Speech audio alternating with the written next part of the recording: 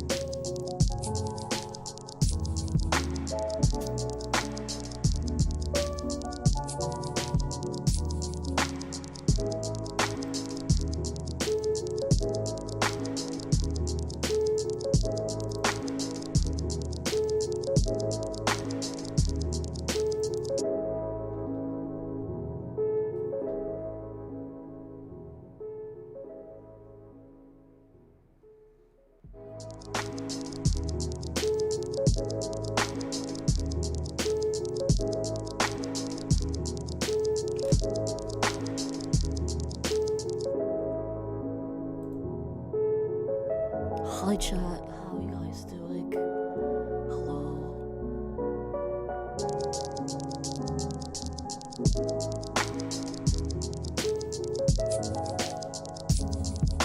Hi chat, happy Friday, it's Black Friday. I guess in my case it's quarter Black Friday. Every day is quarter Black Friday for me.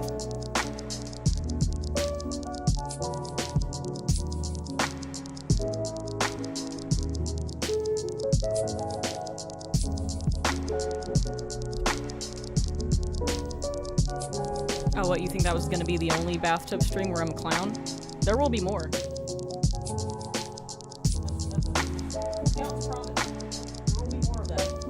But we got a lot of different things planned. we got a lot of weird stuff that's gonna happen coming down the pipes.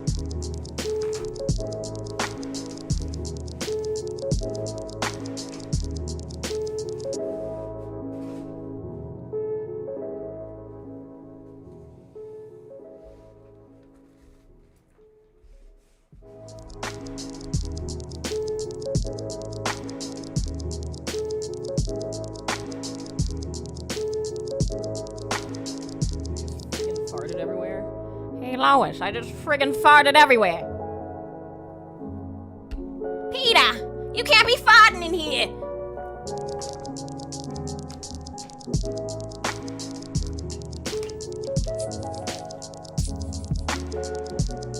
Yeah, Black Friday doesn't mean anything anymore.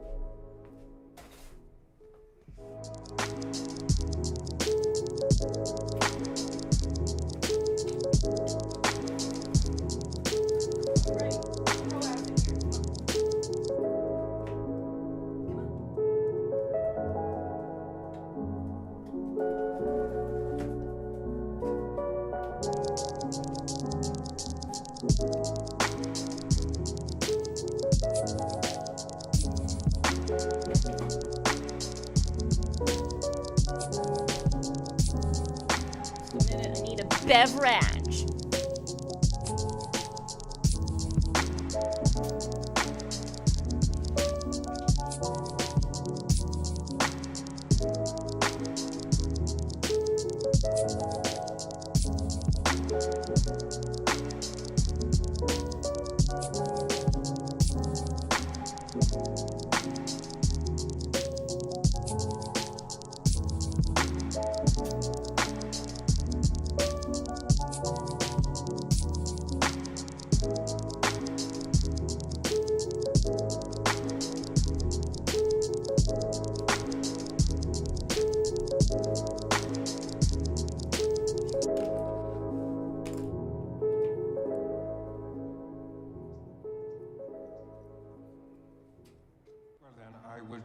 I would lose the C immediately.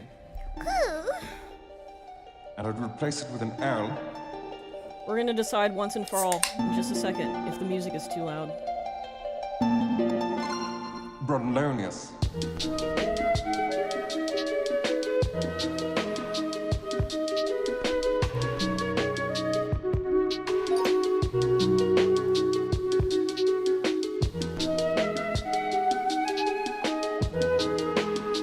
So far, I think it's slightly too loud on mine.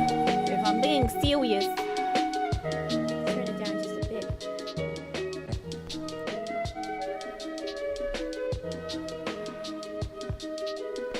Alrighty.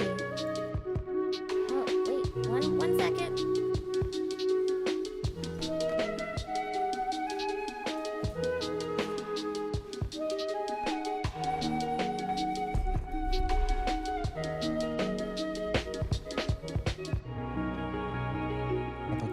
Hello, bar patrons. Hello.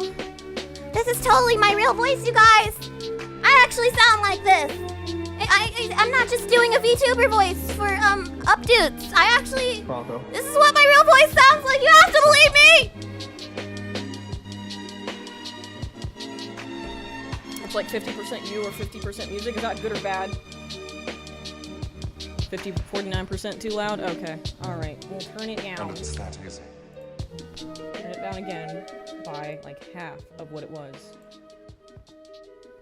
The music's too low. Okay, I'm doing a poll because you guys are being little whores. Oh yeah, thank you, Filthy Shinobi. This is my real voice, 50 Shinobi. Half a year with this goober, time well spent. I don't know if it's time well spent. Alright, how do I do polls on on Twitch? I always forget how to do everything on this stupid website. How do I do it? Ah! Scared me. Thank you. Thank you. Thank you for the bits. Hello from Solitary. My warden let me use his Wi-Fi. He's a big fan. Alright, hold on. How do I do a poll? What's the thing? What's the button? Backslash, delete poll. End the poll. No, I want to start the poll. What the fuck? Bitch.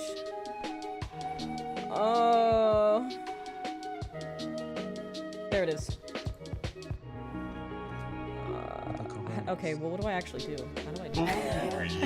How do I ask the question? Is the music too loud? The music Bronco. too loud? Centaur. Yes. No. Start. Duration 5 minutes. Okay, that should work, I think, maybe. And it's I don't know how to do the poll on YouTube. I don't think you can. YouTube has a lot less functionality than Twitch does. Twitch has too much functionality. There's too much going on. Thank you. Thank you for the gifted sub, Boy FM. Your voice is too low compared to the music. I guess I could scream. I could always scream. How do I turn my mic up? Maybe that's something I could do. Brodlonius. Well, actually, it's all the way up. I'm sorry, I just sound like this. There's nothing I can do about it. This is how I talk. Oh, yes. Thank you, Lender. 7 months of slow burger. Let's see, how's the poll doing? It's too loud. It's loud. Oh my god. Oh, yes. This is as low as it goes, okay? This is as low as we're going. Sounds perfect. Hold on, let's look at the poll. Is the music too loud? Okay, everybody's saying it's too loud. God damn it. Did you ever dabble with Substance Designer and that sort of thing, or just with modeling software? I use Substance Painter for texturing. Substance Designer was just like, by the time I found out that Substance Designer existed, I was already just fucking tired. Because it was around the time I was close to graduating and I was working on my demo reel. And I just did not want to have to put up with making procedural stuff with nodes. That just sounded like too much of a pain in the ass at that point. But it's cool software. I'd recommend it.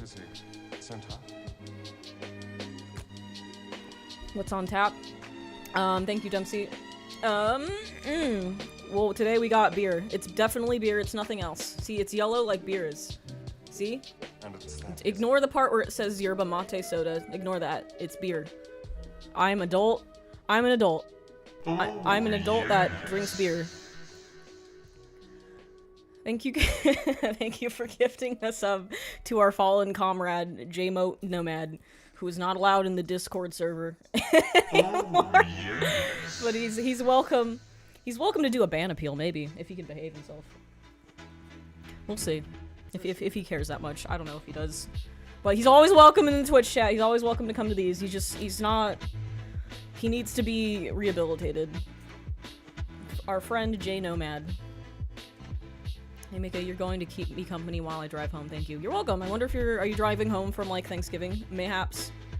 If I say the N-word today, it's because I was hanging out with my brother all yesterday, and he says the N-word more than I do. Because we do that thug life shit, that quarter black shit, and that's what we do at home.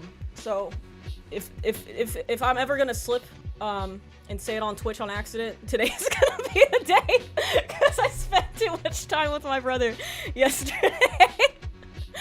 I thought you dyed my hair. You thought I dyed my hair green? I should. No. No, it's too much work. I dyed it pink once, and that was too much upkeep. Never again. Are you an auntie? Yeah, I have 5 nieces and nephews. But you're half black, right? I'm a quarter black. I thought I was half for like the first 20 years of my life. We always thought my mom was just light-skinned. And then she did an Ancestry.com, and she found out that the guy that she thought was her dad was not her dad. Her dad was some random German man. Some random German Polish dude. Do it, say it. No! No! I don't think so. That would be racist. I'm not gonna do that. You guys can't goad me into saying it. Cause I'm a good little boy! I'm Brazilian white and my mom is black. Do I have the pass? Of course you do. Of course you do. If you have so much as 1%, you can say it. Personally, I think everybody should be able to say it. Because it's fucking funny. I mean, like, don't be disrespectful with it. You know what I'm saying? Just be nice. Just be nice and funny. You don't have to be mean. And then nobody would have such a big... It wouldn't be such a fucking big deal. 5 minutes into the N-bomb strike. Damn, ban baiting used to be believable. Is this ban baiting? Well, you can get banned for much less. Like, I've already been banned on Twitch a couple times for stupid shit. Hey, Mika, how was your gay-ass Thanksgiving? It was okay. I went to my brother's house. He gave me my Pokemon cards back after stealing them, 20... How many years ago? More than 20. Like 25 years ago, he stole my Pokemon cards. He stole all of mine. He took all of my fucking Pokemon cards out of my possession, and he never gave them back. He finally gave them back to me in the year of our Lord 2025, but he took all the good Pokemon cards out. But I've been informed that there is something called a shadowless card, which is a unique printing style from the 90s. It was like, I think they only did 2 of them. So I have a few of those in this little case here. I have a few shadowless Pokemon cards. I guess my brother doesn't know about that, or else he would have taken those too. I should probably talk to him about it, because he probably has a bunch of shadowless cards in his possession, and he doesn't know that they might be more valuable than average. Let's see, yeah, he took the Charizard. That's exactly what he took. He took the Charizard, he took the holographic Articuno. Fucking bullshit. Let's see, what we got here. We got... I don't know if you guys can see very well, but we got a shadowless Porygon right there, and let's see what else. Shadowless Jinx, Shadowless Jinx right there. Shadowless Diglett as well. And Shadowless Ghastly. And Abra. And a bunch of them just fell out. Let's see. Yeah! Mika, those Pokemon cards are worth a million? No, they're fucking not, man. I checked on eBay, they're like $20 for a Shadowless Abra. Let's see. I got like a Japanese Ghastly because I lived in San Diego when I was a kid, and there was a lot of Japanese people that went to our school. So one of my brother's friends moved back to Japan, but they kept our address and they sent us a bunch of like Japanese Pokemon cards, which was sick. I like the Japanese ones because the art on the back is different. See, that's the Japanese one right there. I think that one looks sick. I think it looks better than the American one. Anyway, how was your guys' Thanksgiving? Are you guys drinking? You guys drunk yet? How much did they cost you? In the 90s? I think it was like fucking $5 a pack back then. Something like that. Did you get the butthole card? No. I looked and looked and I couldn't find any butthole cards, and unfortunately. These are all first gen. I think the butthole Bonsley, I think that's like second or third generation, or maybe fourth. I know it's not the first gen. It's been forever since I've touched maybe 90s Pokemon cards. 98 was a hell of a year. Ocarina of Time. That was the last time things were good. Oh, thank you, thank you, Kirillo. Jesus, thank you so much. Holy shit. God damn. God damn. Do you want like a Pokemon card? I'll give you a Pokemon card, bro. These don't have value to me much. I guess outside of the nostalgia factor, it's just cool because like I fought my brother so hard for these Pokemon cards 20 years ago, and then I completely fucking forgot about them. I thought they were just lost to the ether, and here they are. He finally gave me my fucking Pokemon cards back. Did you punch him? No, my brother was like huge. My brother was always much bigger than me. I'm the family midget. I'm 5'7", but I'm the shortest person in my family. Yeah, boy. Give me matcha latte with a fash of rum. With a fash? You mean a dash of rum? I don't know if that's a thing you're allowed to do. I think if you ask for that at the bar, they will hit you. They'll beat you to death with hammers. How come every time the YouTube chat just breaks? I love when that happens. It's so fun.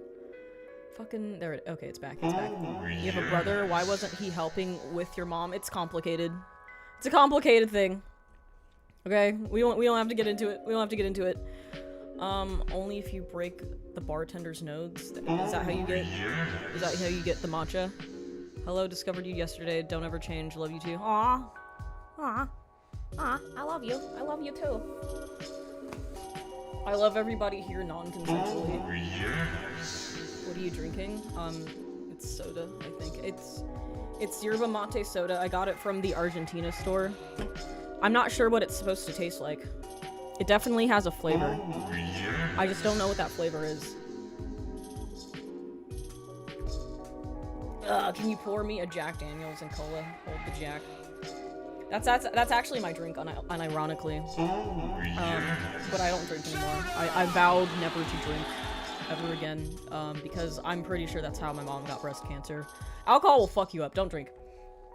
If you can avoid it, especially if you're a woman, I would try to not drink ever. Mika, are you going to buy yourself an engagement ring like Funky made? No! No, I am not! I don't... My conspiracy theory is that she's actually engaged for real, but she doesn't want to let her army of simps know that information because she'll lose half her audience overnight. So that's what I think is going on with that one. Like, I don't know. I just don't get it. I would never spend $29,000 on a ring. That's just not the kind of motherfucker I am. If I wanted a ring that bad, my mom left me a bunch of jewelry when she died. She left me this fucking Rolex. I have no idea how much it is. I don't wear it because I want a Rolex. I wear it because it makes me feel closer to my mom. And when I shake it like this, the sound is very nostalgic because it reminds me of my mom adjusting her wrists and her jewelry. That's the only reason I wear this, and she's got like a fuck ton of jewelry over there in a box, and I think that's one of the reasons me and my mom would butt heads a lot, is because she was like a girly girl, and I'm not. I I don't like.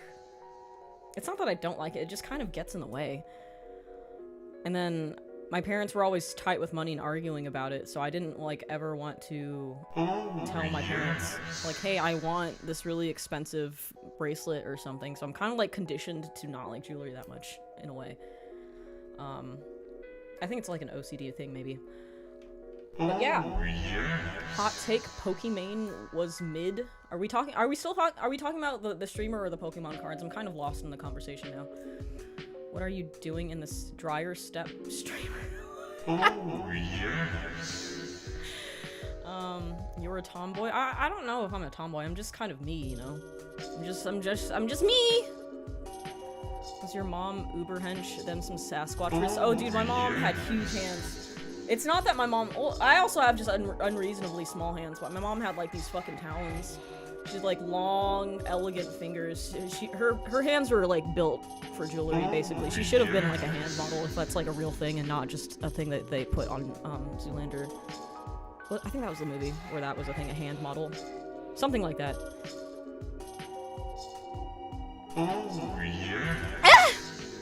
The passed down jewelry has more meaning and way more aura. Yeah. This is gonna be the first family heirloom we have. I'm gonna pass it down to my daughter. My daughter's gonna give it to her daughter. Hopefully we don't have any sons, because that wouldn't be cool. Unless they're like gay, then they can have like this girly ass watch, I guess. But yeah, it's a Seinfeld episode. Oh, it was something like that, something very 90s. I got the same with my necklace from my dad. He died 2 years ago next February. I'm sorry to hear that, man. I know how much it sucks. But hopefully you wear the necklace every day to feel closer to your dad. I don't believe in coincidences, so I do think there is something spiritually worth it about wearing something that was passed down to you. So the day before yesterday, I had a dream, right? I had a dream that my mom came back, and then she made my brother clean his house, and it was fucking spotless. And it's funny that I had that dream, because all week I was dreading going to my brother's house, because my brother is fucking dirty. He's got 5 kids. He didn't clean his house. And I just did not, I didn't want to go, because his house is gross. Even when we were kids, he would just, like, never clean his fucking room. So I'm like, well, I gotta go spend time with him. It's been a while. We haven't hung out much in the last fucking 15 years, so I'm gonna go have Thanksgiving with him. It's also his birthday on Thanksgiving, so I'm like, okay, fuck it. I'll go there. I'll try not to catch a disease while I'm at my brother's house. I go to my brother's house. It's fucking spotless. It's like I've never seen my brother's house that fucking clean. I've never seen anything surrounding my brother that clean in my entire fucking life. I was like appalled with how clean it was. And I think I had that dream for a reason. I think maybe we both had that dream at the same time. I think my mom's spirit possessed my brother's body, and he cleaned his fucking house for the first goddamn time. So, that's why I wear this fucking watch, okay? I believe in that shit, alright? He has 5 kids? Yes, he does. Mika, do you want kids? Yes. I do want kids. It's just unfortunate circumstances have prevented me from doing that. Your mama cleaned it? Yeah, I believe that she did. I believe she came back, she possessed my brother, she put ideas into his head, and he cleaned his house through her. I got some diamonds that made it through the Holocaust. My mom gave it to my ex, but they were never comfortable with having that. I hope you have them, because that's kind of cool. Holocaust diamonds. That's like... it kind of sounds like Chaos Emeralds. The opposite of Chaos Emerald is a Holocaust diamond. Mika, do you believe in God? I don't see why not. I don't know if I really subscribe to, like, the Abrahamic version of God, but I believe there's something out there. I don't think we're just here just because. I think that sounds stupid. Excuse me.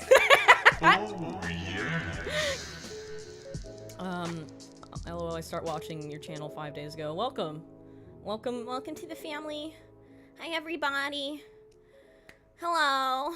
Oh, yes. I wear my grandpa's spoon ring, his Air Force ring, and his black stone lion ring almost every day. I would feel sick if his stepdaughter stole those too.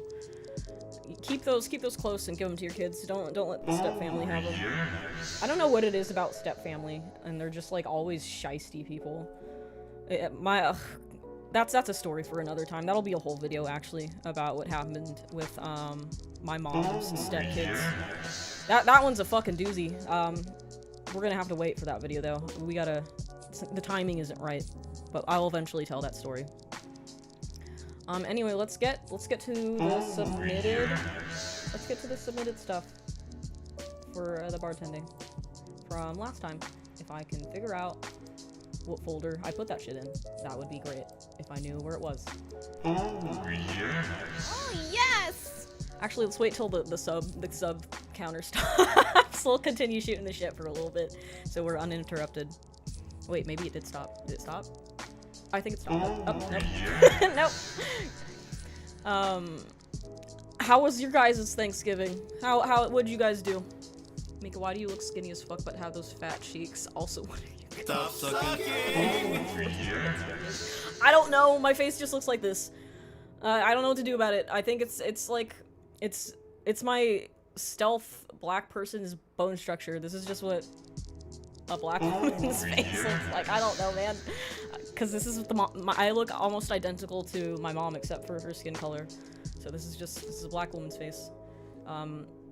Because when I was like in school, right? Oh, yes. I would always get clocked by other black kids. None of the white kids would ever know that I was mixed. But I would always get, every time I was in a classroom and there were a couple black kids in there, they would like corner me after class and they're like, Oh, yes. What's this? What's happening here? There's something happening here, isn't there? Every single time I always get clocked in school. I think I'm less clockable because I do the fucking e-girl aesthetic, but back when you're just a kid, it's a lot more noticeable, and I think it has to do with my bone structure. Black woman, nah, you white. I'm a proud black woman, okay? You can't gatekeep my own race from me. Every Friday afternoons, I have horrible meetings where I present and dread them. Getting one of your streams right after is a nice contrast. Oh, I'm glad you like them that much. Thank you. Ooh, thank you for the donation. Hold on, what did you say? What'd you say? I can't see it. I can't see it. Oh, it's not showing what you said. Why can't I see? Man. Where is it? Oh, my uncle is dying of lung cancer, lifelong smoker and drinker. Any tips for me and the family? I don't have any tips for you. It's just going to fucking suck, man. Tell him everything that you need to tell him. Don't hold back. Ask him everything you need to. Because something interesting about death that nobody really tells you about, nobody talks about it, is that, like, that's it. That's really it. That's the last time you're gonna see that person. They're done. You're done with seeing them. It's not like you have a fight with somebody, and you want to burn that bridge and you don't talk to them for a little while, but then you come to your senses and you're like, oh, I guess maybe I'll open that communication up with them again. Death is permanent. There's no takesies, backsies. There's no saves coming. That's it. That person's gone. So just try to spend as much time with them as possible. Try to tell them everything. Tell them how much you love them. Tell them how brave they are for fighting. And tell them that death isn't the end. And, you know, I think you'll see them again in a different form. But yeah, it's important to spend as much time with them as possible. Oh, thank you. Thank you for the super chat. Thank you. Poop to you too. Jesus. Thank you very much. Sorry that you married Hitler. Well, you know, you live and you learn. But, you know, some people never learn. Some people continue repeating horrible, malignant behavior 10, 20 years later. And they never figure it out. But I'm glad I went through something nuts, yes. and I came out the better person for it. So I don't regret that marriage. Sometimes shit just happens, you know? Sometimes sometimes shit just happens.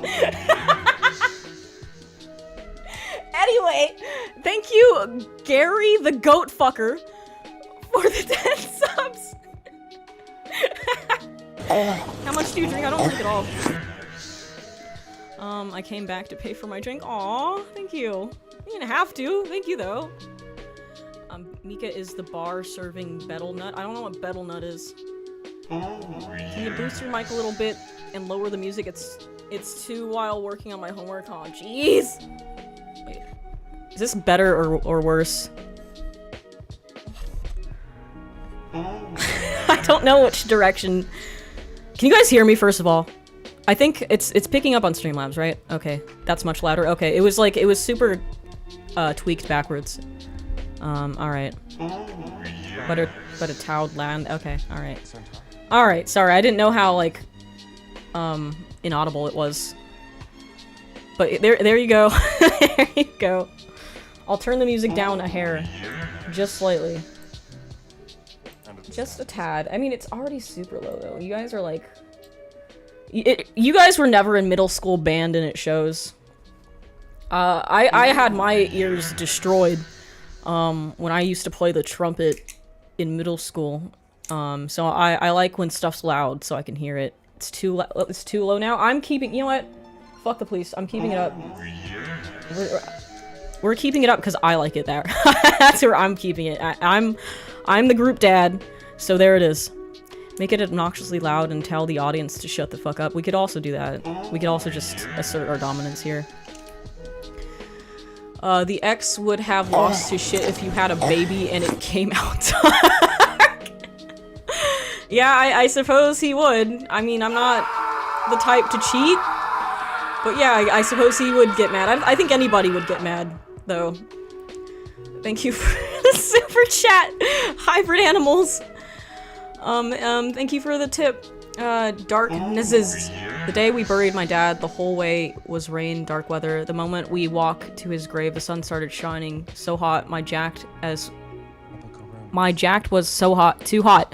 I'm not a religion person. This happened a few more times on special occasions. P.S. Found your channel yesterday. So, the day my mom died, me and my dad went for a drive, and it was really rainy too. And when the place where I live, it almost never rains. But it wasn't like a severe rain, it was just like cloudy and kind of drizzly. And me and my dad looked into the sky at the same time and we both saw it. We saw a cloud that was shaped exactly like my mom. I have a picture of it. One day I'll draw around so you guys can see the outline of what I'm talking about, but it looks exactly like my mom because she would always wear a hat. And she would always be adjusting it with her long ass fucking fingers, and it looked exactly like that. So I think that was my mom in the sky telling me everything was gonna be okay and that she'd see me again. So yeah, I do believe in fruity shit like that, and if you don't like it, you can blow me. Thank you, Sleezes, for the super chat. How art thou, fair unk? I am okay. I'm ready. I'm ready to do the bartending. We gotta do the bartending. It's been 38 minutes. We gotta get to it. We gotta hop to it. All right, let's open that file. Let's see, I think this is the right file, allegedly. Is that audible? It's a little loud. I'm gonna turn it down slightly. It's at 100. Alright, let's go! Activate my almonds. Beavis has a problem with morning wood.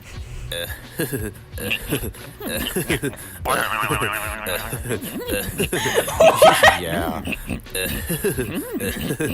So, like, Beavis found this bottle of pills, and he thought they were candy, so he, like, ate all of them and stuff. Now he has constant wood.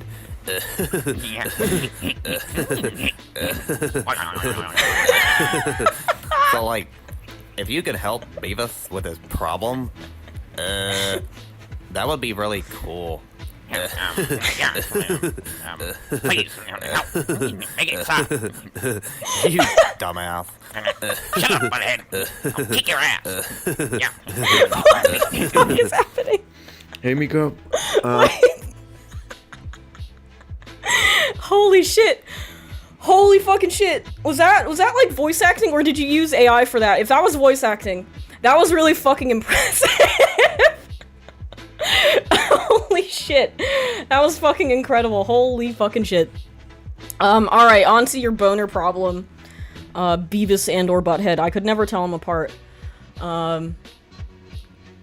I think what you're supposed to do when you take too many boner pills is you take even more boner pills, and I think it's supposed to hard reset your body. Your entire body will go really stiff. So if all of you is hard, then my theory is that none of you is hard. And I think you should go to the closest 7-Eleven to your current location and get more of the gas station boner pills. The ones with the rhino, ideally. I think those are the best ones. Because nothing's harder than a rhino, right? They have like the gorilla ones. I don't think those are as good or as effective. Go for the rhino flavored boner pills. We went all the way to Washington D.C. and I didn't score. Don't let them score me. Holy shit! I haven't seen that movie in such a long time. I'm gonna watch it again after stream. Gorillas have really small penises. Yeah. I think other great apes also have like a physical bone in the penis. I think there's like an actual penis bone. I think humans are the only ones that's like they've got the soft kind, which is bizarre. Humans really are built different, aren't they? When everybody is super, no one will be. Exactly. Exactly. I've taken a few boner pills in my time, so I know what I'm talking about. I know exactly what the boner is. I know what it feels like. We got thumbs. I think other apes have thumbs, don't they? I think rats have thumbs too. When everyone is a boner, no. I think it's a solid advice. All right, let's moving on. I'm 18. I'm from Belgium, and I just got like 2 months into uni, and I just don't feel like I belong. Drop there, out. You know. Drop Even out. if I study, it just doesn't get inside of my head. Like I've never really been studious at all, actually. I wish you would have told me what your major was, because there's a lot of useless majors, and there's a high likelihood that you're studying something that's bullshit and it's not going to help you in life. In which case, I could have very solidly told you, drop out, but I don't know that for sure. Like last year I passed, but like barely passed my year. My last year of, I guess, high school, is it? I don't know, it's Belgium. So, most of the times when I'm actually in the university, I just draw on my paper while like barely listening to whatever the prof is saying. Like most of the time. I also have like a band where I make music with a couple of friends. It's been really fun. Like actually making the music together, I guess. But like I kind of feel like a bum in a sense that I can't seem to study like anything. I wish. Or, like, Tell me what your major is, please. I hope he tells me what his major is. Like I've learned how to edit and stuff. Also like just cartoony style of drawing. Not that good at drawing, but I'm starting to get good. I just wish I could like create stuff and make cool music and cool drawings without like being a parasite for my mother. Like I just don't feel I just don't know what direction my life should be going, you know? Should I just drop out and try to pursue career in music and maybe career as an artist? I just don't know. Hey there, Kamikaze. Wait. I had to put all of these in CapCut, so because we were having such bad audio problems last time to level out the audio, so that's why they're all mushed together now. Anyway, I'm not gonna be the kind of person that tells you, Oh, just follow your dreams. Just go for it. Do art and music. It's gonna work out if you try really hard. because that's not realistic anymore.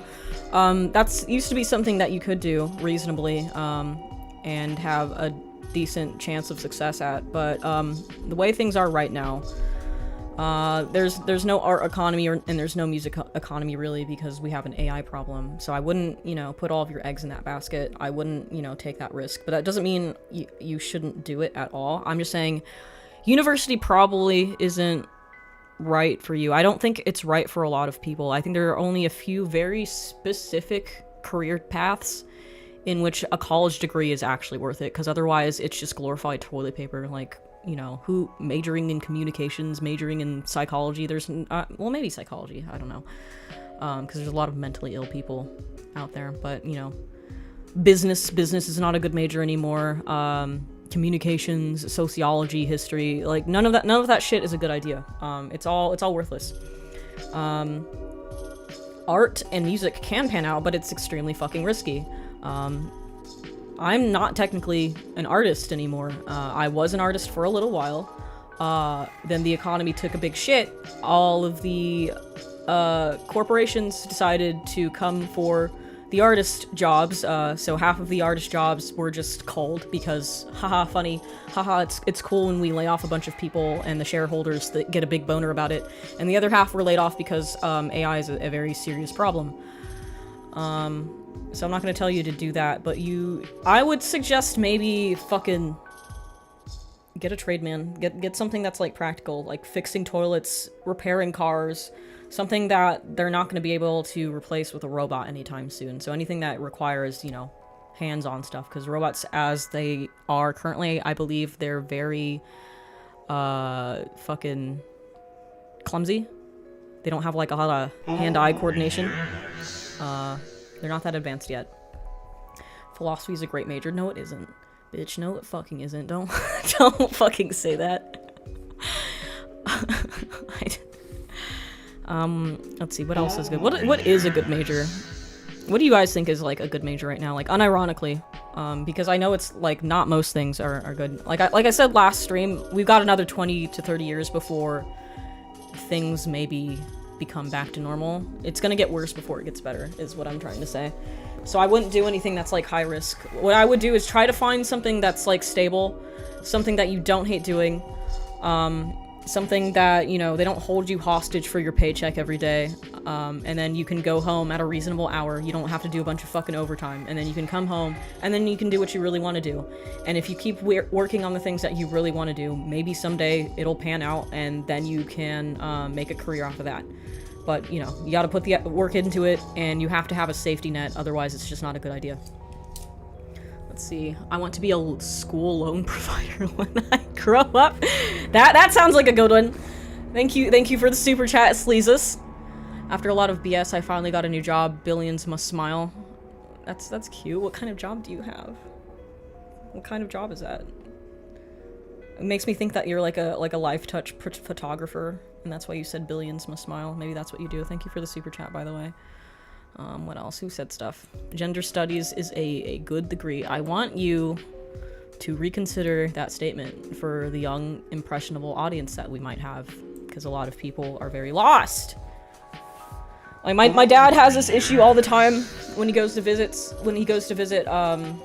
his grandkids, my nieces and nephews. He doesn't know what to tell them to do when they grow up. Like, what do you reasonably do at this point, now that everything is being systematically dismantled? And they're not gonna do the UBI. I promise you. I promise you they're not gonna fucking do it. They're too greedy. It's a good idea, but it's not gonna happen. I just applied to an electrician union a few weeks ago, and I'm debating on signing up for a college with my Army VA stuff for electrical, so yes, trades are great. Yeah, I think trades are still always gonna be good. For now, until they have the, you know, the welding robots.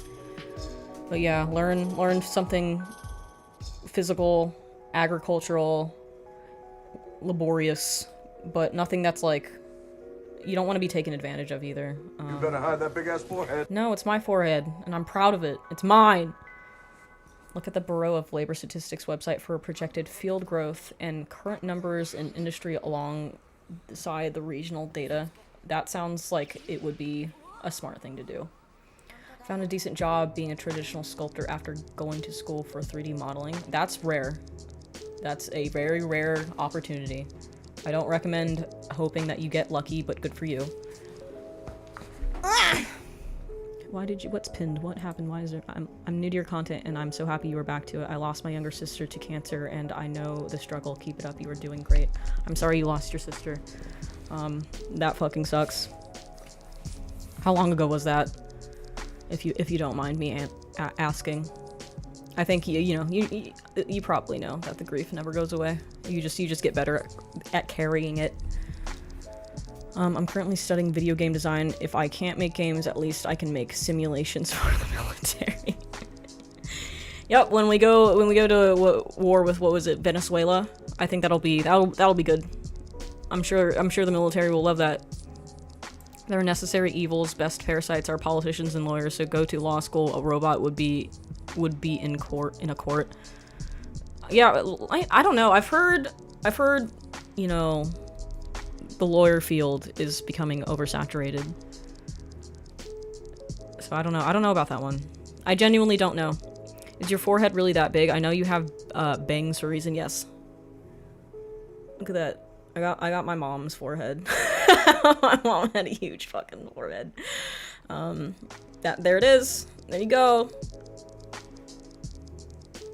It looks like I'm covering up a bald spot if I don't have my bangs the right way. I just have a big fucking forehead. What's up, Buttercup? Hello! My grandma passed away of cancer on her birthday in February. Sucks, man. That does fucking suck. I'm sorry. It sucks that it was on her birthday, too. My mom started getting really sick around her birthday, so I had gotten her a cake. And she, you know, it was her favorite kind of cake was raspberry chocolate, and I got her one of those, and by that time she was already starting to get too sick to even have any of it, so we just had this birthday cake that she never ate sitting in the fridge for a couple of months, and you know, I had a really hard time just throwing it away. When my dog Luger died 2 years ago, I kept like some Kraft singles in the fridge for over a year, because those were the little cheeses that I would put his medication in, and then I couldn't throw away the fucking cheese. And it's a Kraft single, so that shit doesn't really expire. It wasn't like moldy or anything. It was just like a perfect yellow square, and it took me forever to throw those away because they just reminded me of him. I would buy that space on that 5-head. Your eyes are in the center of your head, so you're doing good. Look at people like KSI. Bro has a 7-head. Does he have a 7-head, or does he just have a receding hairline? Let's see. Let's see. KSI. Let's look at KSI real quick. Is that why he wears the bandana? Forehead. I think he just has a receding hairline. It's very unfortunate, but I can see why you would be wearing the bandana. Some of these looked photoshopped. Damn. Mika, honestly, I think at this point you should just own the bald and just shave it. No, I like my hair. The horns wouldn't look as cool if I fucking went bald. New job's paying for me to go back to school too, so I'm super happy to not have to pay for school. Yeah, if you can go to school for free, you might as well. Might as well do that. Oh yeah, I remember to subscribe to her because she hates AI. Yeah, AI is pretty bad. It's not great. Yo, what's up? Hello, Italian Stallion 69420HD1. Let's go for next video. It's me, Pale Hand, and there's something bothering me today. Hi, Pale Hands. You know what this is? It is a screwdriver and a ratchet. I discovered this at Home Depot today. You know how much pain I could have avoided with all of the screwing I've been doing if I had known this thing had existed before? Shit. Anyway, how do I cope? How do I cope with this thing's existence? How? I think you could maybe be more... You need to upgrade your handiwork pipeline. You need to upgrade your tools. Like how they're always trying to get you to update to Maya. After usually the first 2 iterations after the first one you installed, they don't really add too many improvements. But, you know, 6 or 7 years down the line, yeah, you should probably update Maya at some point because the entire 3D pipeline has changed. And that's probably the same with tool innovation. If there might be more tools out there that do multiple things, so maybe you should, you know, start hanging out at the local Home Depot Start making friends at the local Home Depot. Get in there on the ground floor when the cool new tools drop, because nobody wants to do things inefficiently.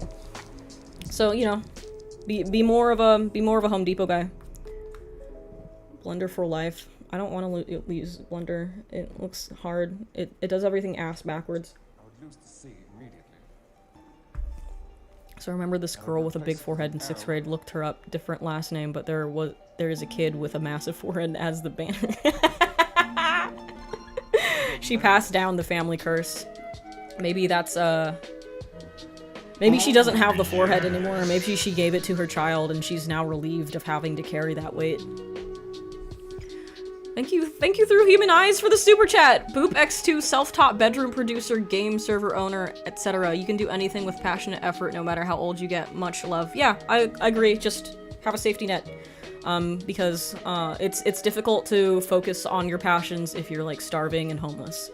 So just make sure you have an income on the side that's more reliable in case, you know, it takes a long time for things to work out. You never know. I'm not saying don't chase your passions. I'm just saying you gotta be careful. It was easy when the boomers were around, and boomers could just do literally anything with their time. They had unlimited freedom. Their world was like a sandbox. But now you have to be smart about it. You have to account for a lot more variables than the boomers had to deal with. So, you know, just go about it with caution. Hi, good night from Brazil. Good night. Everybody say good night to Brazil. Do not chase your passions. No, you should chase your passions. You just have to be really aggressive about them. You can't be like, oh, I'm gonna maybe do this. You know, you have to be aggressive and make sure you also have a safety net. I thought it would be easier to focus on my passion when I got the job, then I remember I have ADHD. Oh, yes. Just start doing meth about it. Just do a little bit of meth as a treat. Just remember you can always file Chapter 11 if it goes tits up. I don't know what that means, but sure. Alright, next! Hey Mika, it's Nick. My question for you is, you claim to be this loser who didn't succeed in life, but I don't really buy that. You see, you graduated from art school. Who from art school gets employed? Okay, so the school I went to, it's just really good about it.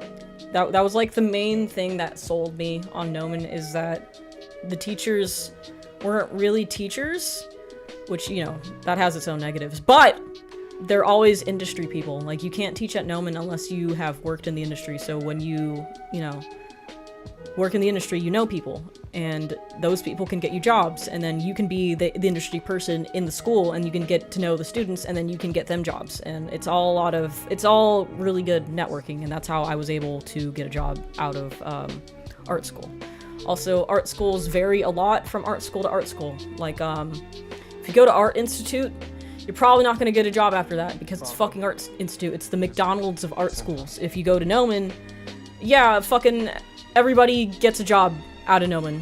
Not recently, though, because of the way the economy is, but that used to be a thing that they prided themselves on, is the placement rate. So that's why. Also, they work you to death at Gnomon, so you do end up really good at art when you come out. You're not gonna leave Gnomon stupid. That's for sure. You might go in fucking stupid. Like, when I went to Gnomon, I didn't know what a PNG and a JPEG were. I had no idea what the difference between those two things were. I didn't know how to use Photoshop. I didn't know fuck nothing. I didn't know fuck from shit. I learned as I went in very harsh conditions. And that's how I got a job after. I became a very competent person because I was motivated to keep up with the egregious workload. What is an art school? It's a school where you go do art. Alcohol kills your brain cells. I'll keep my brain cells, thank you. It kills a lot of other things. At Gnomon, you will learn the secrets of PNG and JPEG. They should hire me for the graphic design team for advertising at Gnomon, and I'll put that as their slogan. Anyway, continue! You did. Right out of art school. For 5 years, you made bank at Marvel. What? Wait. I didn't work at Marvel for 5 years. I worked at Marvel for 1 year. I had like a bunch of random gigs for like the few years that I was in CG. Let's see, I worked for an indie game studio. They kind of just released a trailer for that game that I was working on 5 years ago. I worked there for a year. I hated that game. It looks fucking stupid. I don't think anybody will buy it. What else did I do? I'll show you guys. I'll show you guys some. I'll show you guys something. I'm gonna show you guys my magnum opus for those of you who don't know yet, because there's some new faces here today. So I'll show you the best thing I ever made. I worked for like a VFX house. Like they did like some commercial for like a gas station.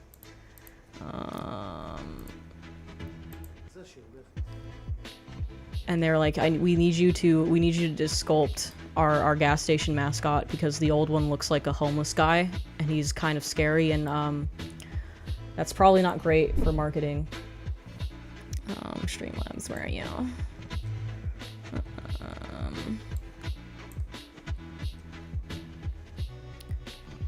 Here it is. I did this thing. Where is it? I sculpted this. This was me. I made him. This is my son. This is my actual biological son. If you go to a Chevron gas station, you'll see him. He's there. I made this. This is the coolest thing I ever fucking made because it was just like so stupid as a premise and like just so inconsequential. And I only worked there for like a month and a half. And then a couple months later, when I was driving Boris to the vet, I saw a billboard with this thing on it. A huge fucking billboard right outside the veterinarian office. And then I started seeing his ass everywhere. And then every time my friends would see him, they'd send a picture to me. They'd be driving in the middle of nowhere, and their extra man would be in his glorious purple flesh. And I thought that was really fucking cool. So this is the coolest thing I've ever made. So yeah, that was one job I had. What was another one? I think after the Extra Man thing is when I worked for Marvel. Yeah, I worked at Marvel for a year. I hated that. That was really terrible. After Marvel ended, I was like, oh man, I don't think I want to do this ever again. This was rough. And that's when I started streaming. Because I was like, you know, streaming might not work out, but it's worth a shot. Because CG sucks.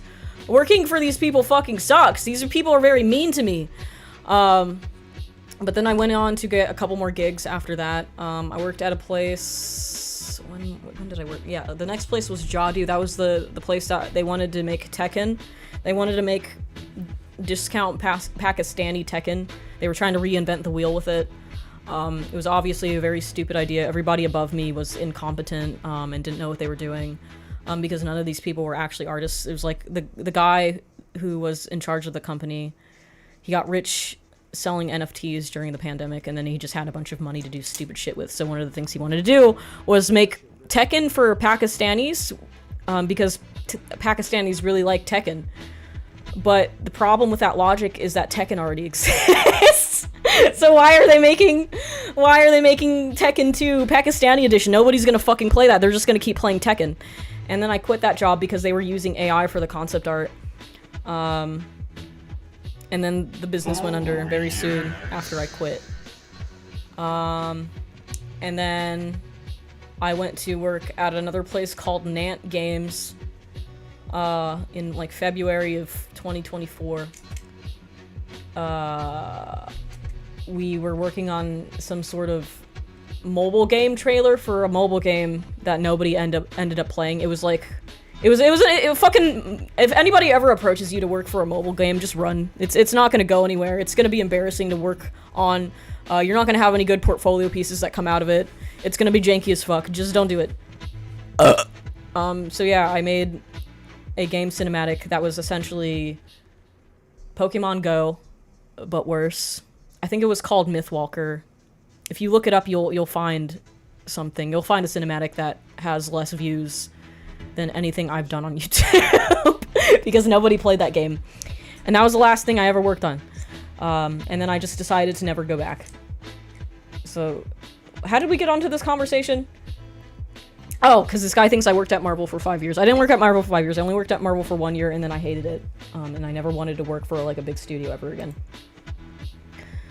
Anyway, next. On to the rest. You started uploading videos to YouTube just for fun. You didn't expect anything to come of it, and you, like, blew up overnight.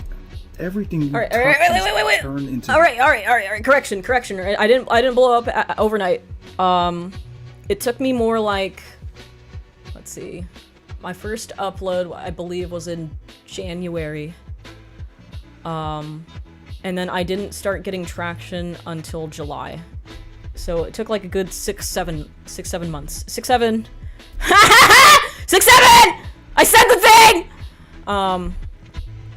Yeah, so it wasn't overnight. I made I think the AI video was what sparked things on YouTube, because that was like a really hot button topic at the time, and it still is. And I happen to be passionate about that, so I made a video, because, you know, there's always, you know, hot topics, right? There's always things in the news that are worth talking about, but I don't care about most of them, because I get fucking fatigued looking at the news. But the AI one, that one hit home. So I made a video about that, and when I made a video about that, it kind of retroactively sparked people to go and see the other video I made about being unemployed in my life in CG, and that ended up being very relatable to a lot of people, not just CG artists or 2D artists, but also people who just, you know, they're a victim of the times, and they tried really hard to do something.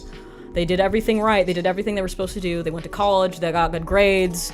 They sucked dick at a company and got shit on by supervisors, and then they wound up still losing their jobs. And I just think what makes my content popular is that I'm sincere. I don't try to do what other YouTubers do. I'm not like a really bombastic person. Unless we're streaming, then I just like to goof around. But when I'm making videos, I like to be more contemplative. And I like to tell things the way that they are. I like to tell it the way it is. I think that's what people like about my content. I don't think I did anything like... I guess I guess my way of cracking the code is just doing the opposite of what everybody else was doing, because I was tired of seeing that stuff. So I just wanted to do what I wanted to do. And maybe in that respect, I'm just like really lucky. Because I'm not easily influenced by other people.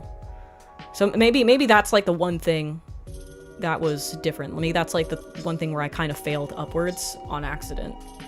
Because I just happened to make YouTube videos while trying to maintain my own personality, not trying to be somebody else, not trying to do what modern YouTube has become.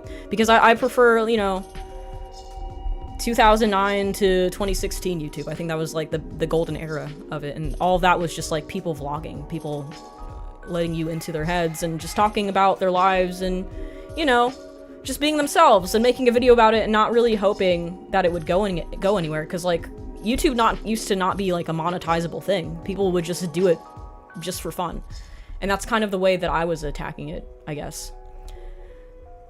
I would like to have more subs for my YouTube, but I'm an anxious wreck with no editing skills. Editing is easy, just get CapCut. CapCut is a program that is mainly used for making TikToks. So it's made for people who are retarded. It's made for people who are 9 years old or very retarded, so it's like very bespoke and easy to use. So that's what I use, because, you know, I know After Effects. I could probably learn Premiere because I worked in 3D. I know I have a general idea about, you know, programs used for artistic purposes, but I don't want to do that, and I'm really lazy, so I just use CapCut. Use CapCut. YouTube is either rage bait or doom bait now. Those are your options. I guess the video I made about being unemployed was a little doom baity, probably, but I didn't want it to be doom bait. I just wanted people to know. Because I guess I wished somebody would have told me 10 years ago what the industry would become, but, you know, time machines don't exist. So I probably, if somebody had warned me, I probably wouldn't have taken that career path, I don't think. Or if I was going to do art, I would have just done 2D, because, like, people always told me that 2D wasn't a viable career path because everybody was moving on to 3D. But the irony of that is that neither of those things are a viable career path now because there's no industry for it. It's like in a state of complete disrepair and it probably won't be fixed for a really long fucking time. So I wish I had just done, if I was going to do either of them, I wish I had just done 2D art, and I would have just been a 2D artist. So now I'm like I'm like very good at sculpting, but I'm mid at 2D. Sculpting comes very naturally to me, but it's not what I'm passionate about. I'm more passionate about a 2D illustration, but I'm like, you know, I'm just like kind of decent at it. I wish I was better at it. What would you choose then if you could change your career path? Oh, I wouldn't choose it. I'd change it. That's what I'm saying. I would have just chose like a different flavor of it if it was all gonna go down to shit anyway. I'm gonna be right back. I need like a fucking pillow for my knees because I got old lady knees and I feel kind of fucked up right now. I need to adjust my posture somehow with like a pillow or something. I'll be right back.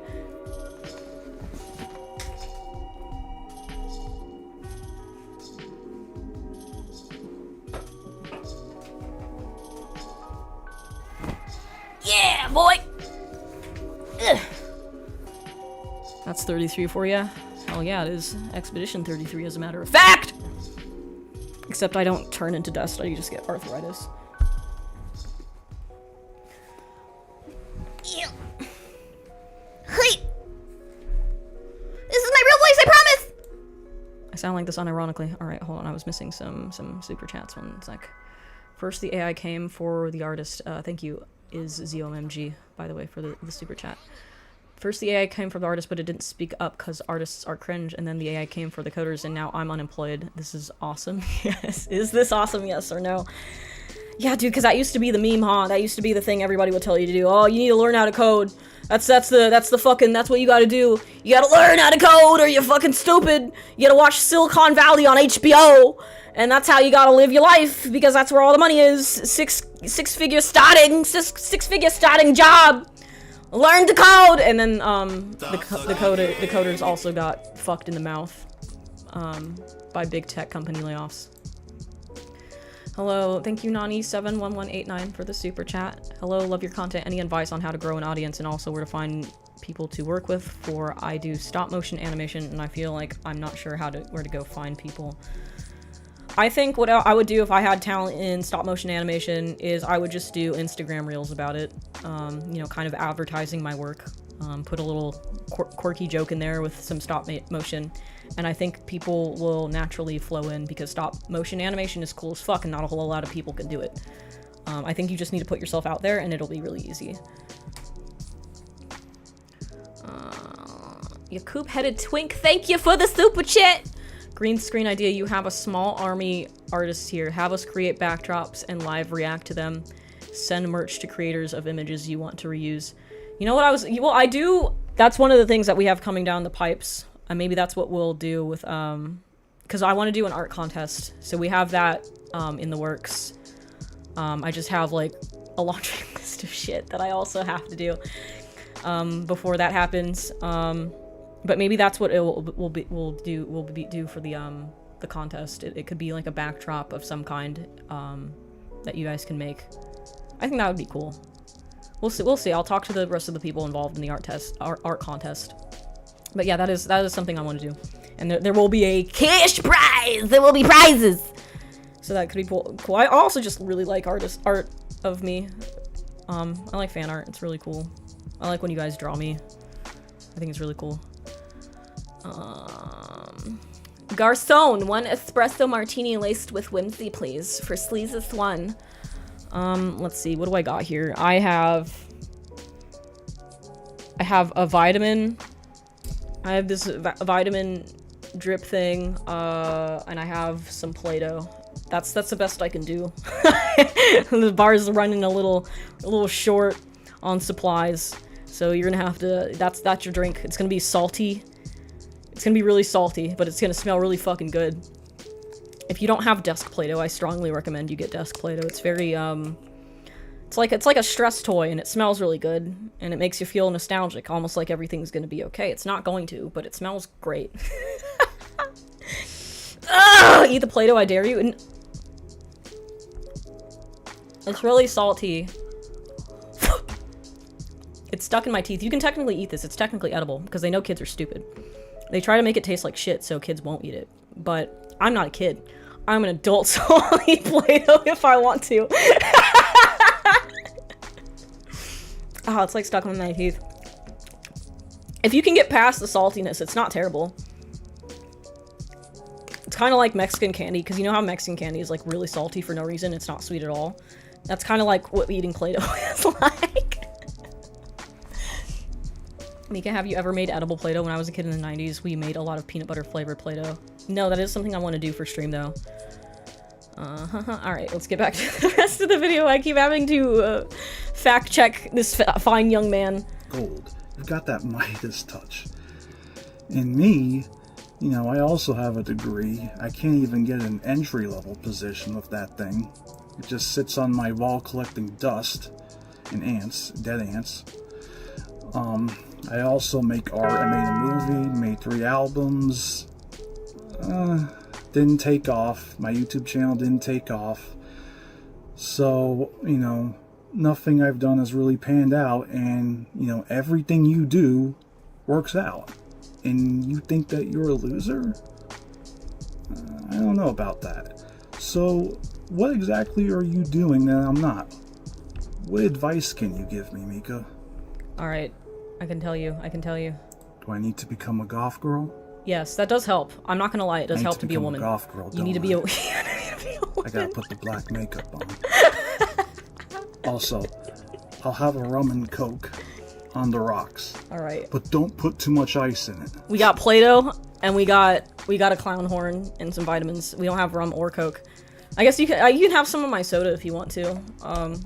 I don't have cooties or nothing. I don't have AIDS, so you can have some of my mate soda if you are so inclined. But I do have an answer for you. I'm not gonna lie, being a woman helps.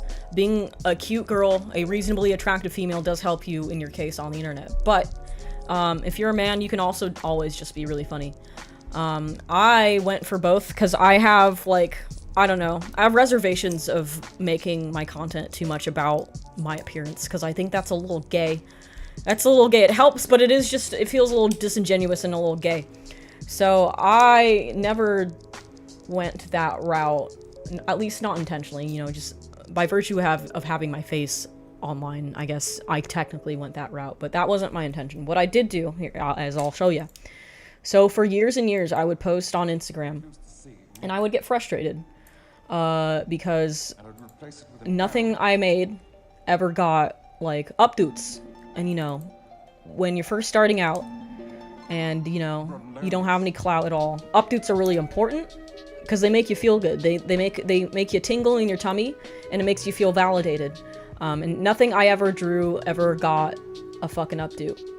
And it was combined with the fact that Instagram had moved on from being an app about photo sharing and art sharing to an app about Instagram Reels, because they were competing with TikTok. So I'm like, you know what? I want some fucking clout. I want to be clouted. A bitch wants to be clouded. I want to do something like that. So I made a couple of Instagram Reels. I tried to do what other people did, and to no luck, because it's not just about doing Reels. You also have to do something that's captivating. And one thing that I know how to do really well, since Jesus Christ himself cursed me with autism, is I know how to be really weird. So one of the first Reels that I made that ever got successful was about this drawing. I'll pull it up on the screen right now. This. I painted the My Little Pony cum jar.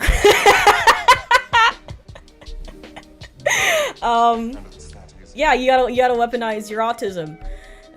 You gotta get weird with it, and you gotta not be afraid of people thinking you're weird. You gotta use the strengths that God gave you, and my strength is being fucking weird, and having like an encyclopedic knowledge of very uncomfortable internet culture.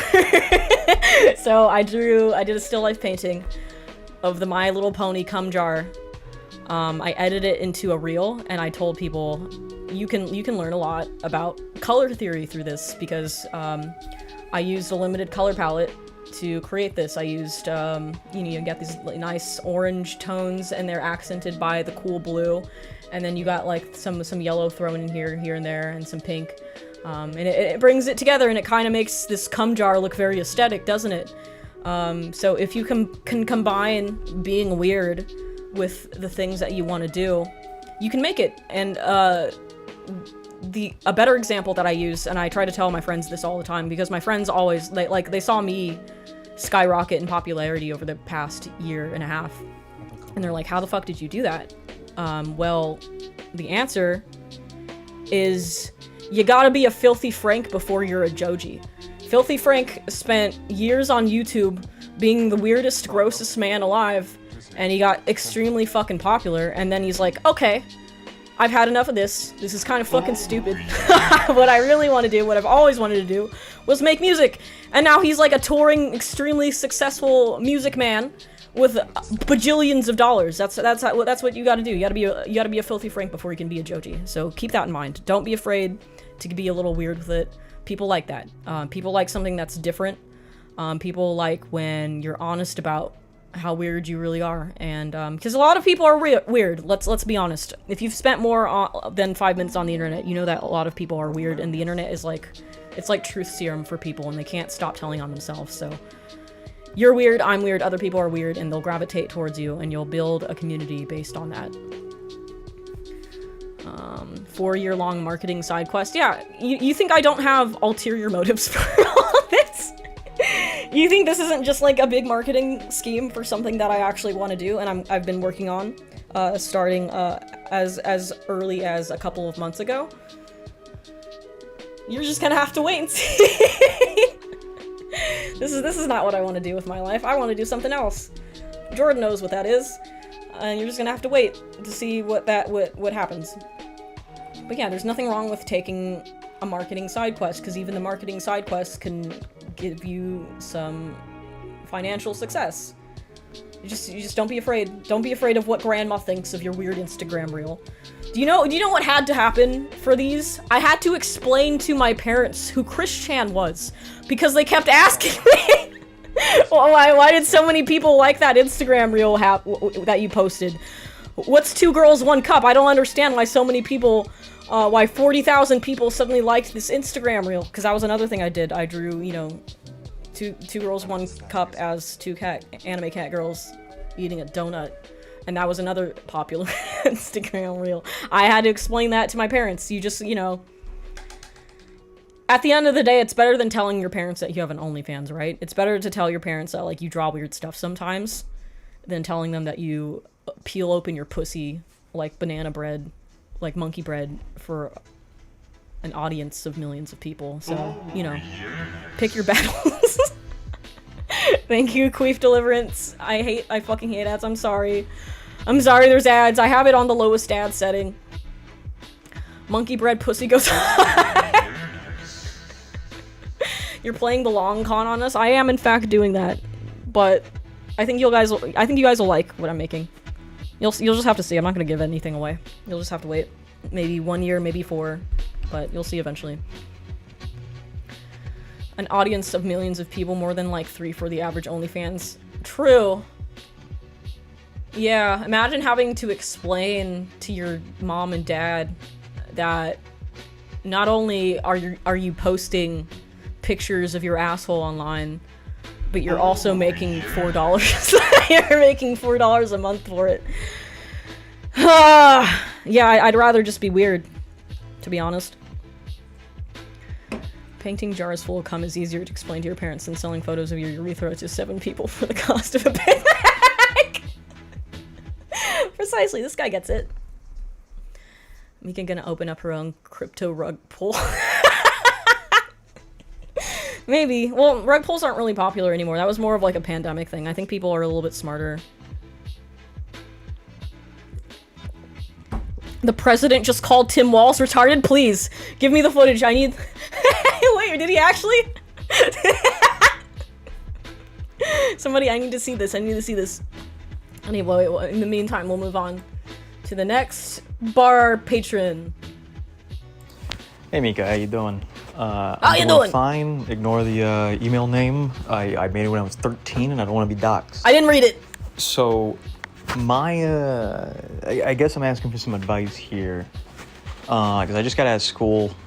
Just finished a master's degree. Things should be pretty set up, but feeling pretty, I guess, a bit directionless. I write in my spare time. It's really what I'd like to do.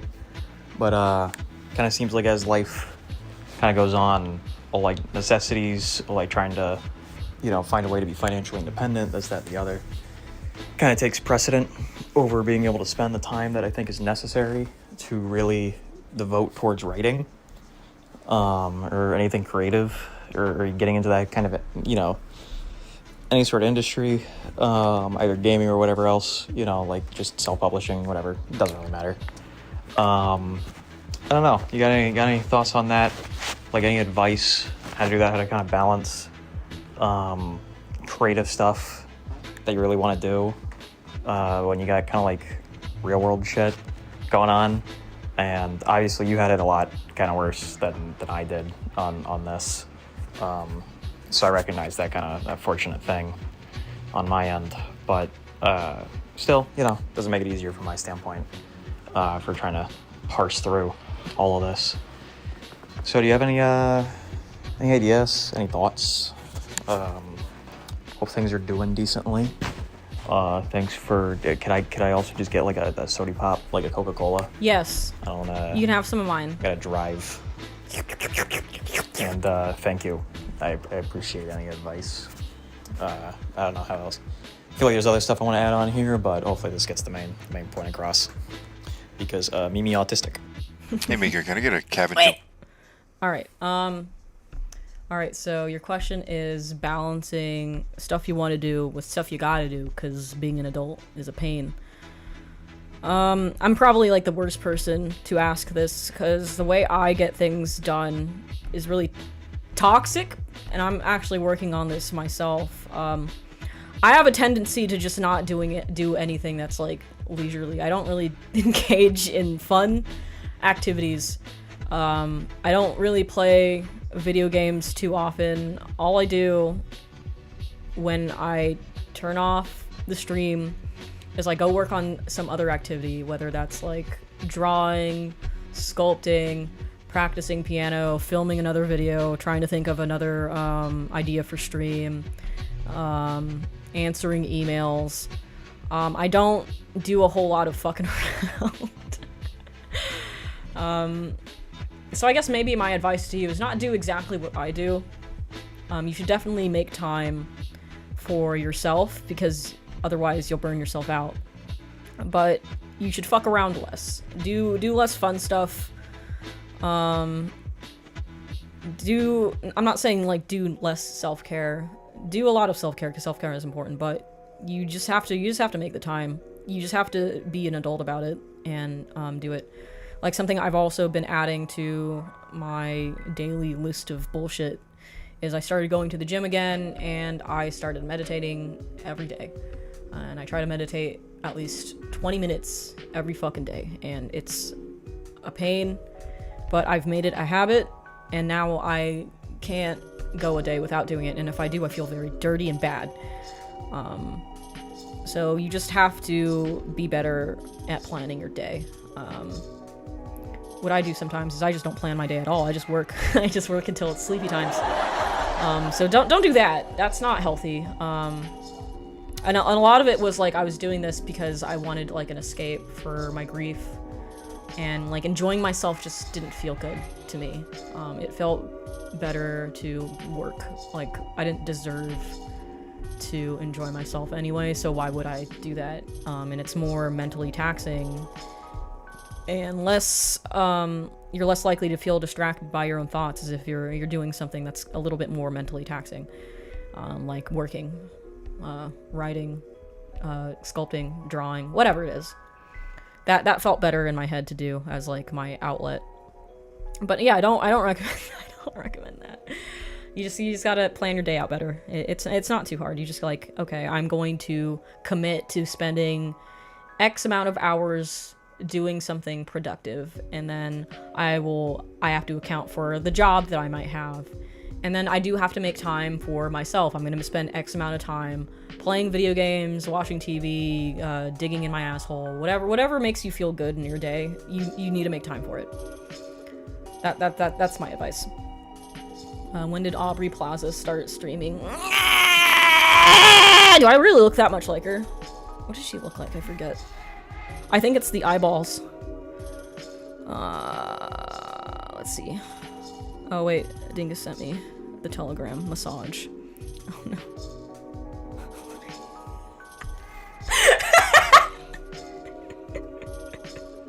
he highlighted the part. Somalian gangs are roving the streets looking for prey, as our wonderful people have stayed locked in their apartments and houses hoping against hope that they will be left alone.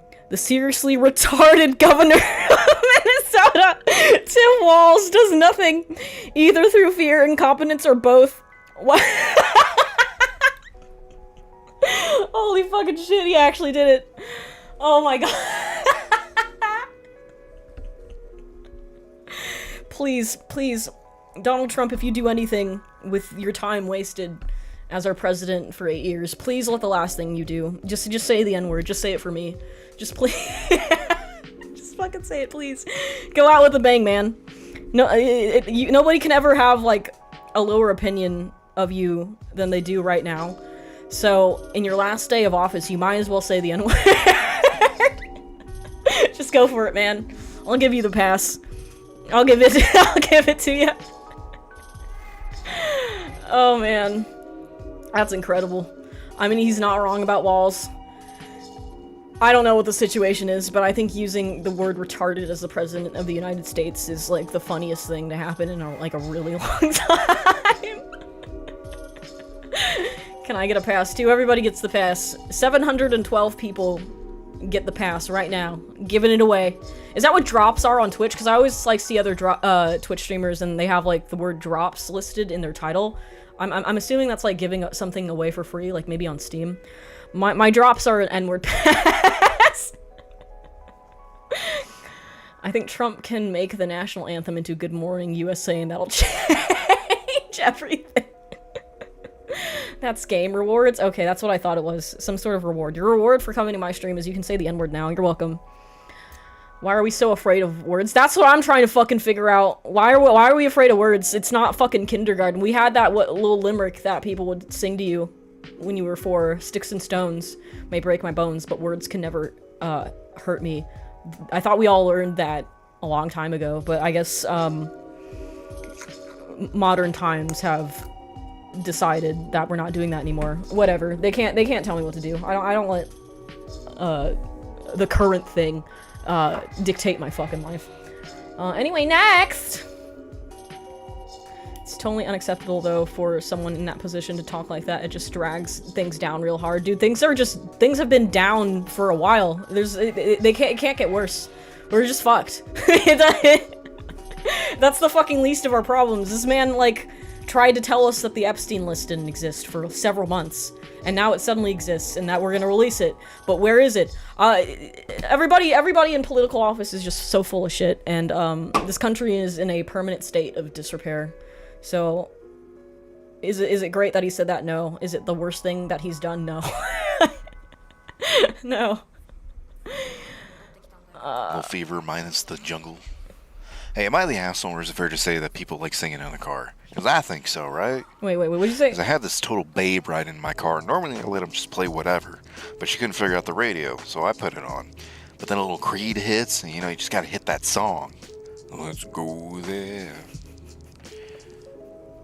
Let's make our escape. Come on, let's go there.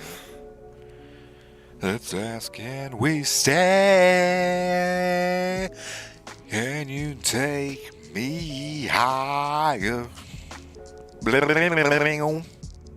She wasn't really digging the vision there, so I hit her with some synth because, you know, she's blind and can only speak in Brazil. What? You know, just another one to get her out of her shell. What? What? Hold on. She's blind and can only speak in Brazil. Bum, bum, bum, bum, bum. Brazil mentioned again. My sunglasses at night so I can with track of visions in my eyes. Hello, bartender. I have some. Yes. What was your question? Okay. I'm gonna say not the asshole. I don't remember what the question was, but I'm gonna say not the asshole. There you go. Here's your question or answer. Is Creed good? I don't think I've ever really sat down and very seriously listened to Creed. I don't think it's my kind of music. I'm more of a video game soundtrack kind of guy. So maybe it's good to some people. Powerful divorced dad energy. That's what I was gonna say. I didn't want to like insult people who like Creed, but that's exactly what I was thinking. The answer is no, Creed is not good. I think he just wanted to sing. You know, that's another stream we should do. We should have a talent show. I've seen other streamers do like a community talent show. I think that would be really fun. But I'm presently working on Jeopardy. I'm working on a Jeopardy where we will take 5 volunteers from the Discord and they can win a Steam gift card. I have to make all the Jeopardy questions and then I have to test it out with mods. So that'll be coming soon. So look out for that. I want to do more audience participation stuff because that shit's really fucking fun. Oh, yes. Creed, like from The Office. Alright, next. Apple cider with gravy in it. Give me like meat gravy. Ew. Give me meat. I want meat. He wants meat in his apple cider. What do I have on my desk that's comparable to meat? I have like a dirty fork on my floor with like some object on it. Some sort of this could be this reasonably could be meat. I'll put that in your drink if you want it.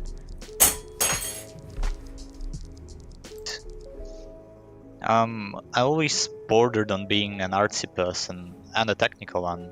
Like, I'm creating things that do things. I am a programmer, and it's fun to do that.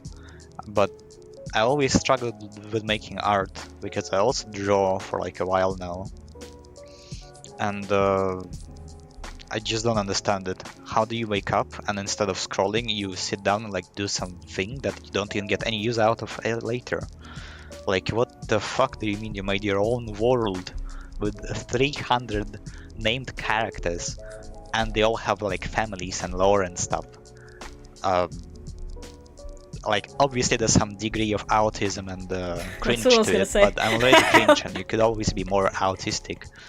So I would be, you know, I don't mind maxing it at this point because it seems fun as shit. But I just don't understand, like, what's the use of it? How do you create things? How do you make things? Why do you make things? How do you make more things? How do you be an adult without wrecking your life by breaking your sleep schedule and scrolling into 8 a.m. at the morning, and then you wake up at 6 p.m. and you're like, fuck, and you scroll some more, you scroll the brain rot some more, and then like it's just a vicious cycle that I get out of once a month and get back into it like a few days after, and it's just horrible. Also, on the topic of art drawing and art, how do you like apply design and shapes principles to your things? Like, what's a good resource for that? Because all I can find is slop. Alright, Thanks, Miku. Alright, so if you want to delete your social media doom scrolling problem, take them off your phone. Remove all the social media apps from your phone. Keep them on your desktop only. I have naturally good self-discipline with this because I'm an old-ass millennial. And back in my day, the internet was only on the computer. It wasn't on your phone.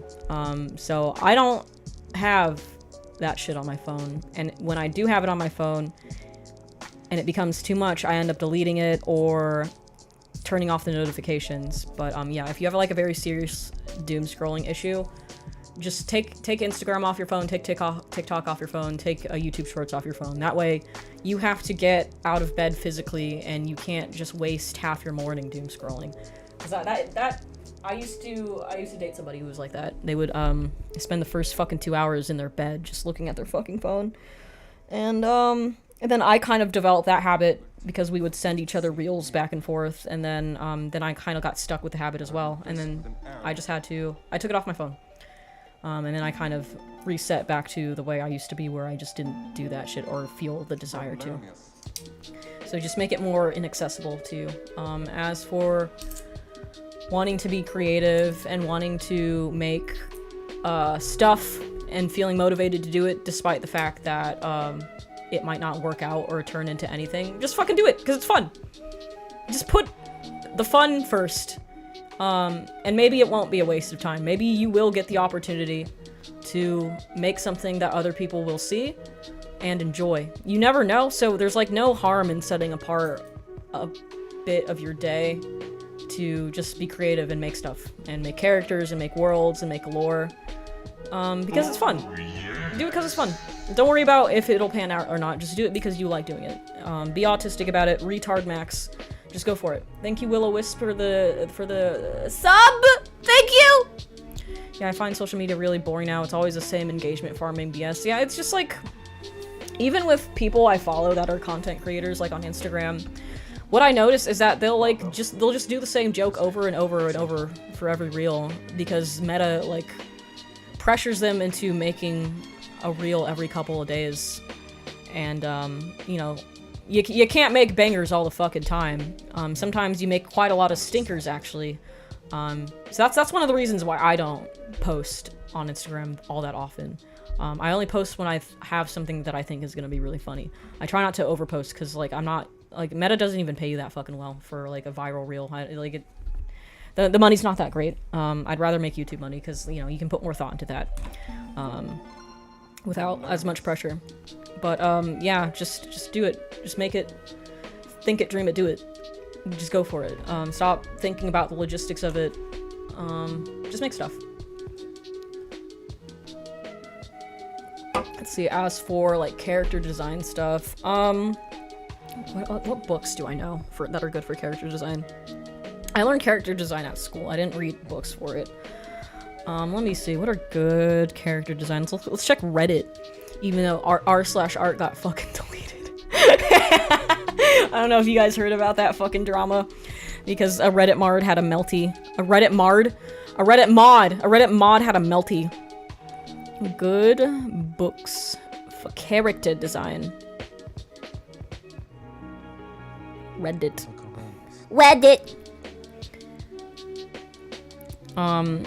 As like a basic thing that you should know about character design is that there's like just shape language. So good characters are round, strong characters are square, and evil characters are pointy. And then you can make combinations of all of these three to make a diverse set of characters. I would pick no more than 2 at a time. So you can have like a round, pointy character that's like, they're good, but they've got like a dynamic personality. They're a little spicy and unpredictable. You can make a square, pointy, who could be like a very strong Titan type villain. You could make a square, round guy, and that's like your very reliable, tanky, kind of good, kind of maybe depressed, kind of like Eeyore. Eeyore's he's like a rectangle, but he's also round. Just worry about like what the shapes and the silhouette look like as like basic your basic foundation for character design. My penis is round and square. Is Mika round or pointy? I'm a mix of round and pointy. See, I got the round cheeks and I got the pointy horns, and that makes me psychotic. I guess psychotic, but like in a good way, in a fun way. Let's see, good books on Reddit. Do I know any of these books? Grizz and Norm. I think I've heard of Grizz and Norm. Probably. Grizz and Norm would be a good place to start. Character design quarterly. You know, you could just look it up on Reddit. Look up good books for character design on Reddit. And remember the shape principles. You got any 99% isopropyl? When I was at the mental hospital, I was thrown in there with like a bunch of alcoholics, and this was around the pandemic. the first time I went, or one of the, this wasn't the first time I was in the hospital, it was like the third time I was in the mental hospital, I think. Anyway, there were alcoholics in there, and they would get the shakes, so what they would do is they would drink the hand sanitizer in the dispensers. So we weren't allowed to have hand sanitizer anymore, because the alcoholics would fucking drink it. Are you chaotic neutral? No, I'm chaotic good. Neutral is somebody who doesn't care about being good. I've tried to be that person, but I always end up being a goody two-shoes, even if I don't want to be. That's actually sad. I don't imagine it tasted very good, but it probably, you know, got them to not have the shakes so much. Why were you in the loony house? I'm not allowed to talk about that, because the last time I did, I got banned from Twitch for like, encouraging self-harm or something. I can't talk about that on stream, because I'll get a Twitch ban. Someone who doesn't care about me.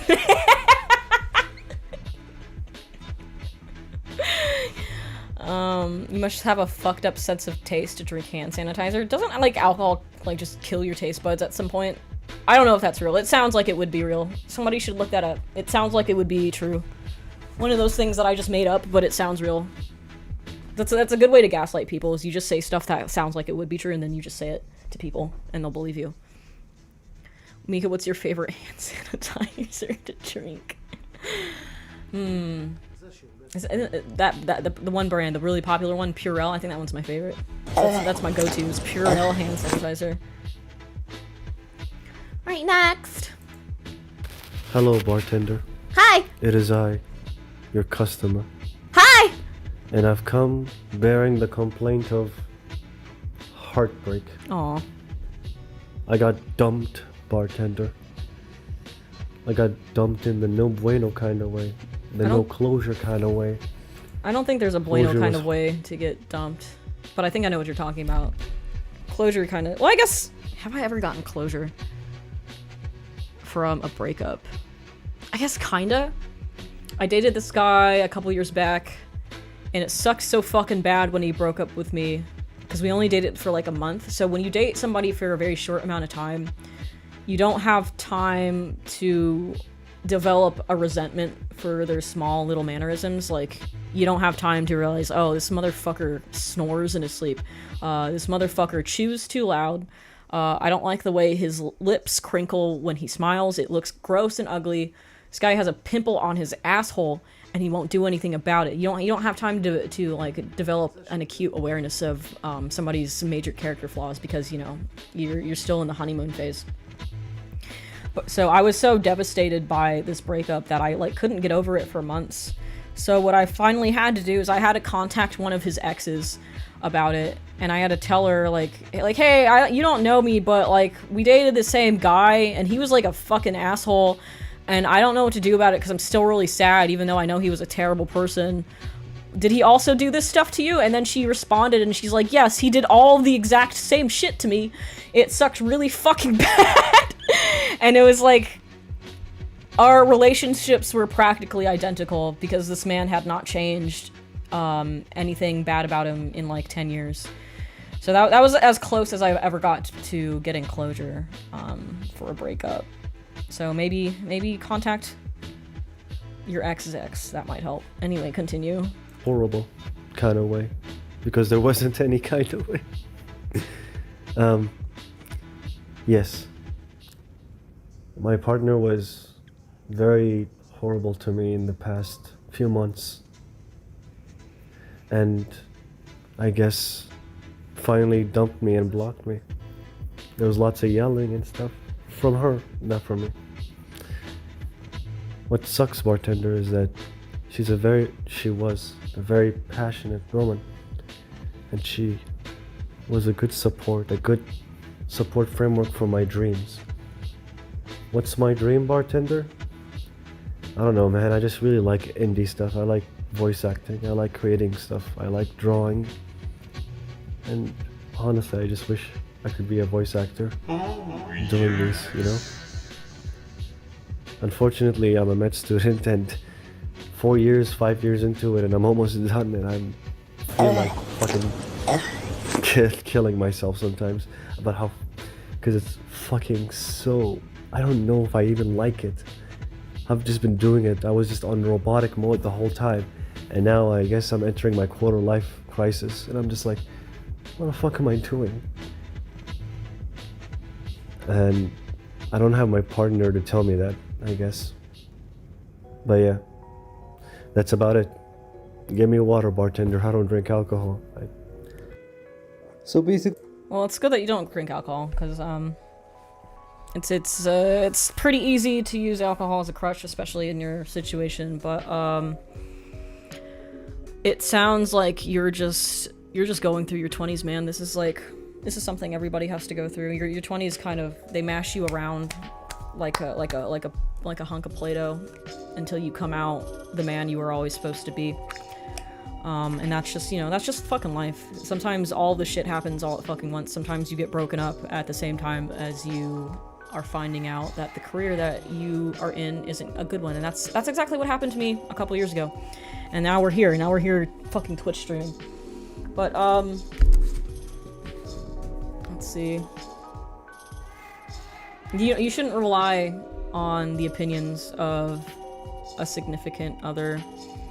Because sometimes they're just, they're clearly not good for you and they don't care.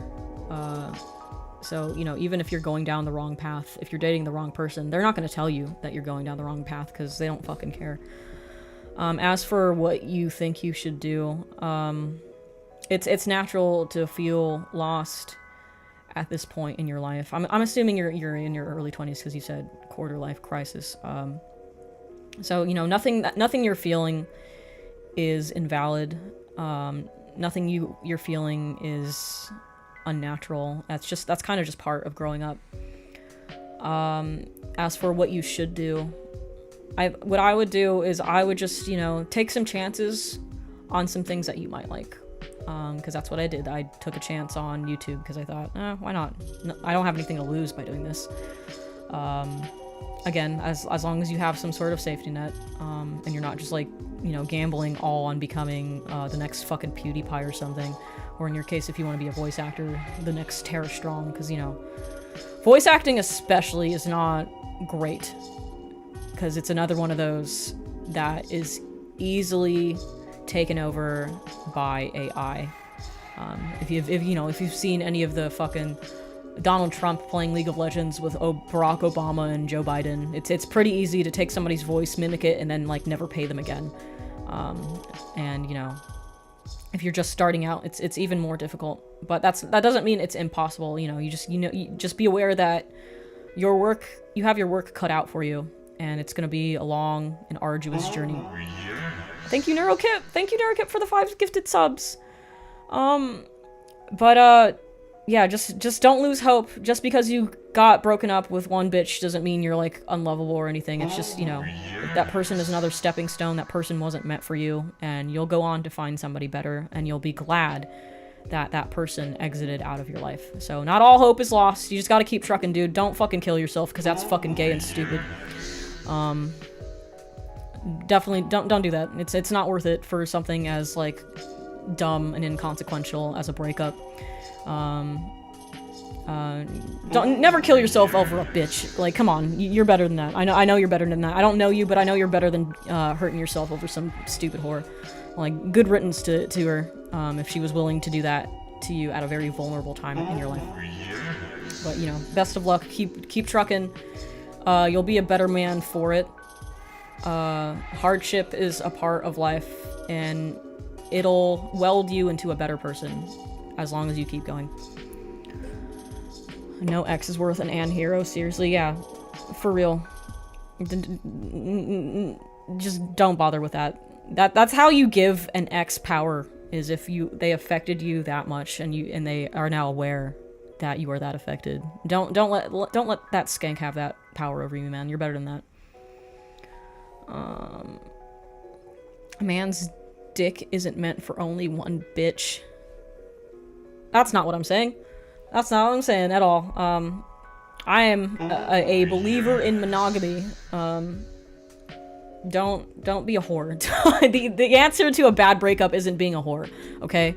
You might have a hoe phase after the breakup, but like don't permanently be like one of those Andrew Tate people who thinks, oh, settling down with a woman is just she's gonna take all my money in the divorce. Like don't think like that. Don't be bleak and doomer pilled about it, because Andrew Tate is just trying to sell you something. Thank you Ian. Thank you Ian for all the subs. Thank you for the gifted subs, dude. My cock was made for my one true wife. Yeah, exactly. You should be preparing your cock to find your one true wife. And when you find her, you gotta like use your wiener to grip the inside of her so she can't run. Like train your wiener to be prehensile so she can't leave. But you know, it's a journey. It's a journey. Just because there's setbacks doesn't mean the journey is over. My hoe phase is 14 years so far. That's okay. No, it's not. You're gonna get AIDS, man. You're gonna get AIDS. Don't do that. A real man locks down a baddie. Yeah, a real man finds a lady, chains her to the radiator in his basement, and gets her pregnant several times, like Joseph Fritzl. Don't do that. Don't blame me. It's a joke. It was a joke, Twitch. I don't condone being Fritzl. What's his fucking name? Joseph Fritzl, I think. The guy who, like, kidnapped somebody and then got her pregnant and then got the kids that he had with her pregnant, and it was like a horrible incest basement. That was a blast from the past. I don't know why I suddenly thought of that just now. That was like 20 years ago. Anyway, next! I believe this is what happened, right? I was there in class and randomly got an email from the gender committee, right? I thought it was very normal stuff, you know? Hold on, I have to redo that because I was like, my brain was still on the basement, man. I have to rewind. I don't know what the fuck you just said. In class. Bartender, I don't drink alcohol. Harassing and stuff, you know? I have my partner to tell me Nope. that. I get Fuck, too far back. alcohol. So basically this is what happened, right? I was there in class and randomly got an email from the gender committee, right? I thought it was very normal stuff, you know? You know, whatever. I've talked to the woman over there in the gender committee. They seem like cool people, and Hold on, yeah. what? But then I get over it. Bitch, what the fuck is the gender community? You almost made me say the N-word over that. I almost said it. I was like, excuse me, who's the gender community? What? What is that? There, and they tell me, hey, you got fucking. Someone submitted a report about you stalking and harassing them, and I looked at the report and I was like, holy shit, dude. Half of this shit is bullshit, right? Like, in the report, there was a part where she said that she never gave me her phone number, which she actually did, and then we were surrounded by a bunch of people. The gender committee is who assigns you your gender. This can't be real. This can't be a real thing. Somebody's fucking with me again. Basically, she made up a bunch of lies about me, and I got reported by her, and all of these lies are all written in the report, and I'm currently fighting against it. I do not know what to do. I'm very scared. All of my friends, all the people who they already went over there and talked on my behalf. So one of them I know did not do so. I was also talking to them about what I could do better next time. They said just learn social cues because we don't really think you did anything wrong. I am just really scared and terrified of what this might do to my reputation in school, in college. And I don't know, I'm just terrified. This girl is also very weird. For example, today in class, she came into class, which she said that she wouldn't because she apparently felt uncomfortable being around me. Well, she came to class and she started trying to rizz this guy up, you know. She started talking to him and told him, hey, if you want, I can moisten up your lips. she's just super fucking weird, dude. I don't know what to do. I feel like I'm walking on eggshells every time I'm in college. I don't know what you would recommend. Bro, if this is not bullshit, if this is a real thing that happened, and you go to a college that has a gender community, you should drop out. Don't worry about your reputation, just fucking leave. Everybody at that school is probably fucking weird. The girl herself is like the least of your concerns. So like, let me see if I have this right. You got her phone number. Nothing else happened. And then she reported you to the gender committee? The gender committee? What? What the fuck is happening? Bro, I thought we were past this. I thought we weren't doing the weird woke shit anymore. I thought we stopped doing that, last year. How is this still a fucking problem? What is going on, dude? Yeah, dude, you got accosted by the woke gender place. Bitch, what the fuck? This is why college is such a fucking scam. There is money from your student loans that is being funneled into keeping the gender committee. What the fuck? Bro, what the hell? He should go to the dean about this? Like, what if the dean is in on it? What if the dean knows about the gender committee? I don't understand. This reads like a shitpost from 2017 when we were doing the whole anti-SJW thing. That's what this sounds like. This doesn't sound like a real thing. I'm like hesitant to give you actual advice because it feels like you're fucking with me. I don't even know what to say. Oh my god. Oh, yes. Something like this happened to me once at Noman. I will tell you the story. I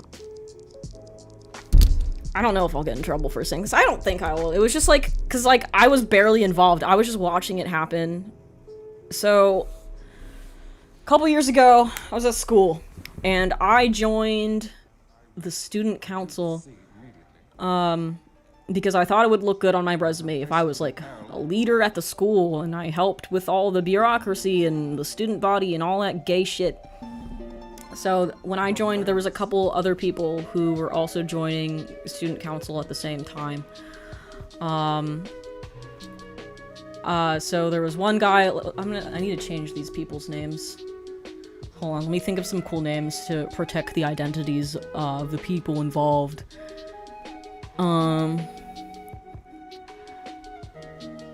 We're gonna call the first guy. Why am I blanking on male names? What is a male name? Let's call him John. I'd rather have PPL bring guns at school than have to talk with someone from the gender committee about my dating life. Joseph Fritzl. Joseph Fritz. Okay, no, we're gonna call. Okay, Jimmy's a good one. We're gonna call Jimmy and Steve. So two of the new dudes in student council were Jimmy and Steve. Jimmy and Steve did not know each other. Jimmy is like, he's just like, he's joining it the same reason I am, is because it looks good on the resume. But Steve, right off the bat, is immediately taking things way too fucking seriously. So we have our first meeting, and it's not like an in-person meeting, it's like a Facebook group chat, where we hold our first ever student council meeting. So coming in hot, we're all like introducing ourselves, right? So I'm like, oh, I'm Mika, I'm in the 3D character modeling track, this is my third year at the school, nice to meet ya. Jimmy was like, oh, this is my second year, I'm in the 2-year program, so I'm gonna be graduating soon, I'm in the games track, and how you doing? And then Steve comes in hot and he's like, hi, I'm Steve! I'm in the fucking animation track, and my first order of business as a student council body is I think we need an LGBTQ safe space. We need like a gated community for all of the gays in the school. I don't know what the fuck he wanted. I don't know why he wanted this that bad. We need to have this so all the gays can feel safe. And we need to have like an LGBT club, and I wanted to allocate the student council budget for this And the interesting thing about this student council meeting is this was like the first time we've ever gotten a budget. For like 20 years, the student council has never had money to use to better the community of students. We've never had a fucking budget. So we all thought, okay, well, we should use the budget for like, oh, we should do field trips at this studio. We should get like X, Y, and Z from fucking Santa Monica to come and tell us about hair sims real good. We should fund a fucking vending machine because the one that we have doesn't work! There's no food! We live in a fucking food desert at this school. There's no way to sustain yourself during these long hours except for this broken ass vending machine that only works sometimes, and during those sometimes, there's fucking ants in it! We want a new vending machine! That's what we thought we'd be using the student council budget for, but no, Steve comes in hot and he wants like the fucking LGBTQIA plus ABC123 safe space. So Jimmy interjects and he's like, don't you think our budget would be better suited for perhaps getting a vending machine or perhaps getting better tablets for us to use at the computer lab, because the ones we're using are like the ancient bamboo fun tablets from 2002. Don't you think that would be a better use of our allocated budget? And then Steve is like, I can't believe you would say that to me, you fucking bigot. I can't believe you're discriminating against me for being transgender. And everybody was like confused. Like you couldn't tell people were confused because it's a Facebook group chat, but you could, like, the silence in the group chat for like 10 seconds straight was deafening. Because first of all, nobody fucking knew that Steve was trans. Second of all, nobody gave a shit that Steve was trans. Nobody fucking cared. And then the Jimmy was just like, I just think we should use our money a little bit better. This is our first time having a budget. So then the meeting concludes. A couple hours later, I get an email from Steve. Steve hands me a document. What's it fucking called? What's that discrimination? Yeah, he sends me a Title IX document that I have to sign so I can be like a witness to the blatant sexual orientation discrimination that happened during the Facebook meeting. And I'm like, bitch, what the fuck? I'm not signing this. That's not what happened. That's not what fucking happened. And I'm like, bro, what the hell am I supposed to do about this? So I guess everybody got sent the PDF of the Title IX dispute. And I'm like, this is bad. This is really bad, because the thing about Jimmy is that Jimmy is an international student from another country. So if something like this happens to Jimmy, not only will he get expelled, but he'll also get deported if he has something like this on his record. So I have to go find Jimmy. I'm not friends with Jimmy at all. This is my first time meeting this kid, so I have to like ask a bunch of fucking people where they think Jimmy is gonna be in the next half hour, and I have to go like find him. Like, dude, they're trying to sue you. Trying to fucking sue you because you said you didn't want to use the budget for the gay club at school, at the VFX animation school, because being gay is not relevant. Also, the school is in West Hollywood. Everybody is already gay. We're in the second gayest city in the entire world, next to San Francisco. Nobody cares that you're gay. What the fuck? What is happening? What is fucking happening? So, and then Steve is also just spreading rumors, around school that Jimmy is like racist, fascist, homophobic, and that he like called Steve the F slur for being trans. And again, let me remind you that Steve passed extremely well. Nobody knew he was trans. Nobody had any fucking idea the dude was trans. We had no clue. But, you know, all the other people in the the student council, they sign it because this is like 2019, 2018 when this happened. So this is like peak woke movement. Everybody's like fucking rabid about it. So I go and I find Jimmy, and I have to take Jimmy with me to faculty. I have to take him to the school staff, and we have to like tell them like, yo, this is what actually happened. So we sit down, we have a chat with like the student faculty leader, and the student faculty leader just like pauses and he's like, so first of all, We already have a gay club. We already have an LGBTQIA alliance. Nobody goes to it because nobody has any fucking time and nobody cares.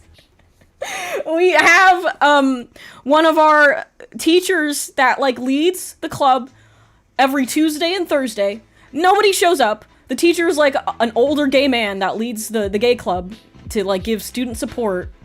Nobody goes to it because everybody's busy doing 80 hours of fucking homework every goddamn night. So the student faculty guy, he just tells Jimmy to like just resign. Just leave.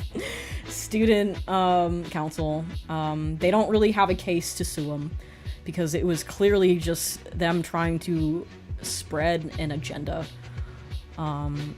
So I stay in student council because I guess I think the chaos of it is just really funny. Also, I liked being the one person that didn't sign the PDF, and that made Steve perpetually mad at me for the rest of the time we were in student council together. I think at some point a bunch of people graduated, so Steve got made student council president and I got made vice president just by virtue of seniority, and I'm like, why am I vice president? I don't want to be the fucking vice president. I don't want... So yeah, what the fuck? That's... Yeah, I guess places like this really do exist. I would drop out of that fucking school. I wouldn't, I don't think this should even damage your reputation. I mean, it probably will, because it's like when people get canceled on Twitter for stupid shit that just gets made up. Your reputation is probably already damaged, but it's only damaged in the eyes of people who are, like, excessively mentally ill. Like, any reasonable person who hears this story is gonna be like, what the fuck are they talking about? There's nothing wrong with asking for a girl's phone number. So, I wouldn't sweat it too bad, and if you can, maybe go to a different school that doesn't have stupid shit like this. Steve sounds like a real winner. He was just, like, really fucking uptight, man. I don't know what his fucking problem was. He was in the gayest, queerest, friendly fucking place in the United States, and he still had a chip on his fucking shoulder.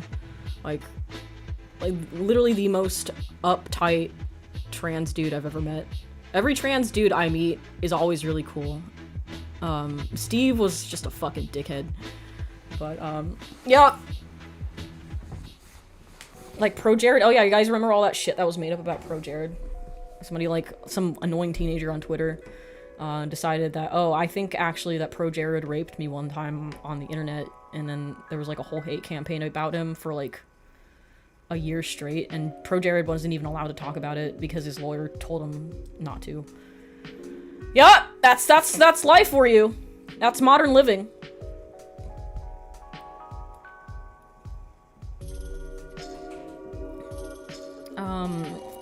Can I get a Moscow Mule double? I don't know what that is, but you can have... Here, you can have one of my hair extensions. You can have this. You can have one of these bad boys. Can sip on that. I'm gonna go back. I need a pee.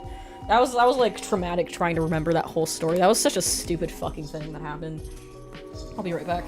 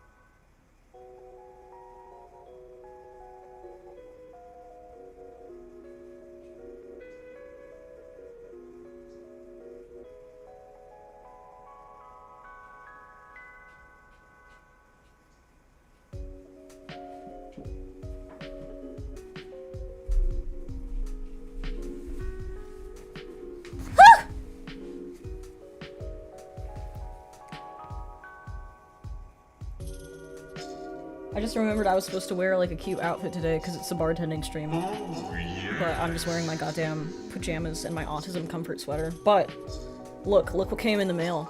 Look what came in the mail last night. You see this shit? See this? See this bad boy? We're gonna do an Expedition 33 cosplay, and it's gonna be real fucking poggers. I don't know if people say poggers anymore, but I don't know how else I'm supposed to describe this.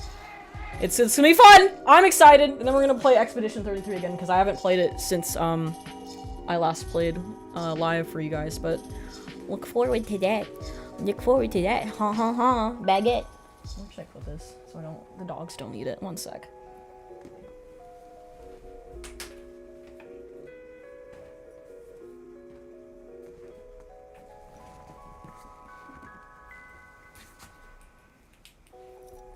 Omelette Gomage. I'm excited. I don't know if people say poggers. I'm old. People used to say poggers, not that long ago, but I don't think they say it really anymore. You need a baguette. It's the most important piece. Yes, I need a wig as well, because my hair isn't quite Sophie shaped, so I'm gonna have to get something else. And a baguette. And then I'm gonna hit people with it, like they do in the game, I think. Gustav is the best ending. Don't spoil it for me! Don't spoil it! Ah! French people. Somebody got mad when we posted the stream highlights on the second channel. They were like mad that I was being racist against French people. And you're like, I can't believe I've seen so much Expedition 33 gameplay and you're the only one making jokes about French people. Like, shut up! Stop! This is what I'm talking about. You're fucking gender committee ass. Nobody likes you. You're really annoying to be around. Shut up. Next. I just don't know what to do with my life anymore. Every job I've had, I've gotten so pissed off I just left because of the monotony and my coworkers' bullshit. I try to do like the best I can and nothing ever matters, but that's being a corporate wage slave, I guess. My dad owes me $1,000 for his business, and he used my credit card for it. Yikes.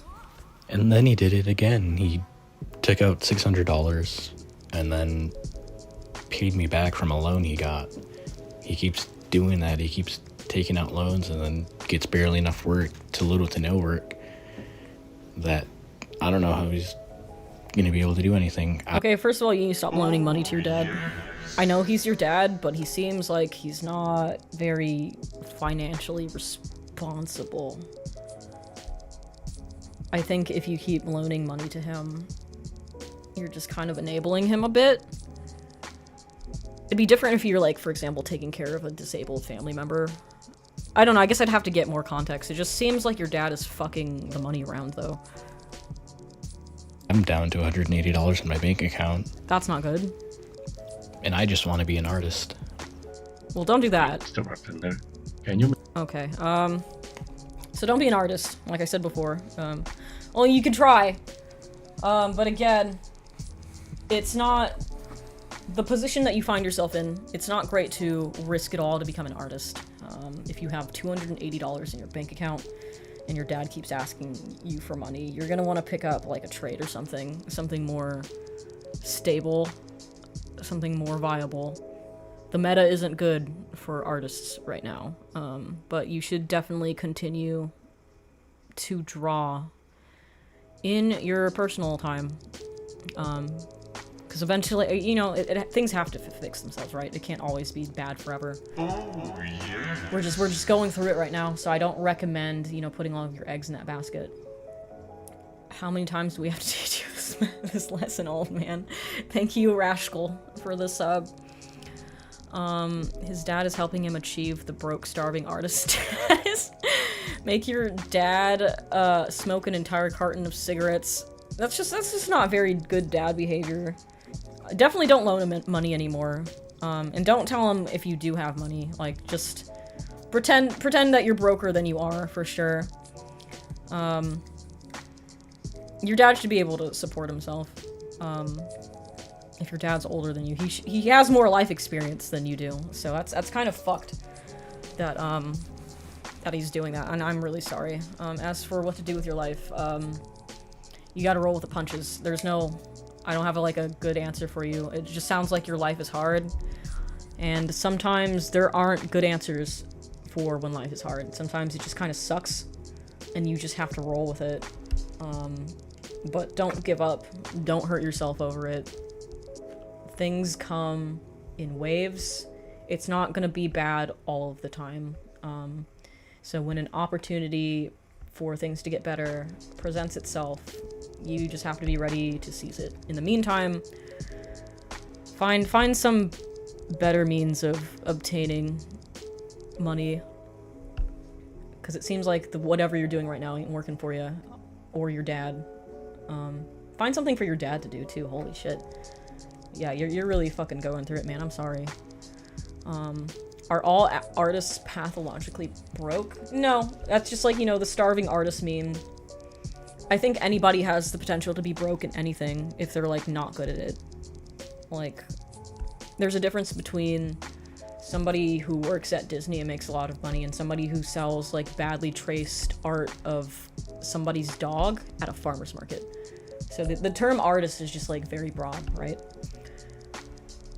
So just, it's not really a stereotype. You just have to be smart about what kind of art you're actually doing.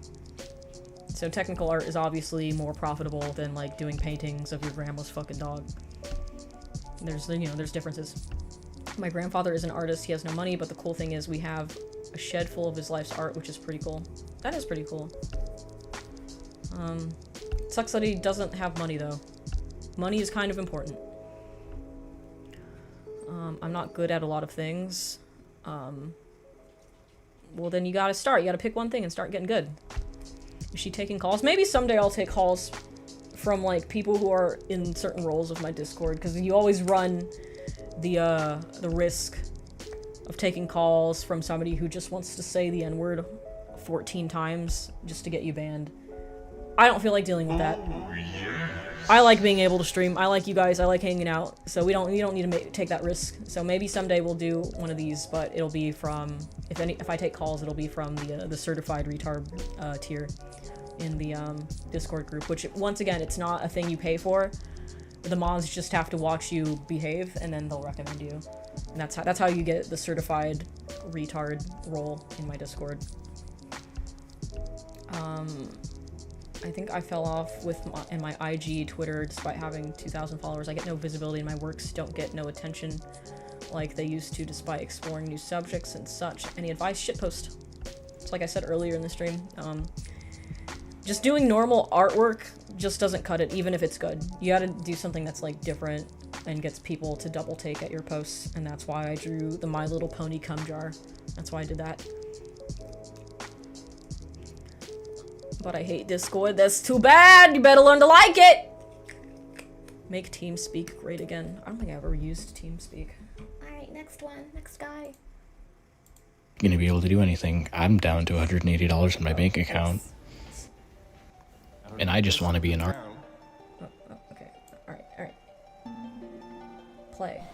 Hello, Kamikaze. Oh, it's Safi! What's up? So my problem is that, my entire life I had been told to just wait for things, No, don't do that. For example, at the age of 14, I wanted to be a dancer, but my parents told me just complete your 10th grade, just complete your schooling. After that, your parents are wrong. You will enjoy your life. After 10th grade happened, there is something in between university and school. It is called 12th grade in your American terms. They said, let's just complete 12th grade and then you can do whatever you want with your life. I completed my 12th grade, then came university. They told me just complete the university and you can do whatever you want to do in life. Wrong. Unfortunately, you didn't know that. I also didn't know that. I got told the same thing by my parents. I knew I would not like college. I knew I wouldn't like UC Riverside, but my parents were like, oh no, you have to go to UC Riverside because it's a state school, and that's how you're gonna make it, because people really care about that kind of shit, blah blah blah, you're gonna get such a good education, and but nobody actually cares about that. There's no difference between spending your general ed at a state school and doing your general ed at a fucking community college. It's unfortunately it's boomer opinions. They're running outdated software. The world is quite different, but yeah, unfortunately, those people, your parents, tend to have a bit more say in your life than you'd want them to. And I failed in university. I had really bad health issues. I had to go through medical intervention and a lot of really bad health issues, my 4 years of university became 8 years of university because it took me so much time to complete my subjects without failing, and I got my degree. And then now, as soon as at the age of 28, now I'm 29 by the way right now. At the age of 29, as soon as I get a job now, my parents will push me into marriage. I know they will. I know they will. I know it in my... How are they gonna push you into marriage if you well, I guess I don't really know if you don't have a successful career. But it sounds like in more than one ways, you don't have your life together enough to go get fucking married. You need to tell your parents to leave you the fuck alone. Holy shit. I don't know if this is part of the culture in India, if your parents are just overbearing and they want you to get fucking married right away. But again, it's boomer software. You need to tell them to fuck off in a nice way, because parents are cool, but they need to stop. Even if it's an Indian tradition, they need to tell them to suck a fat one. My gut, they will push me into marriage. They will manipulate me to get married. And if I get married at this stage of my life without figuring out who I am, what I want to do in life, I think I will hate my future wife. I'll hate my future children.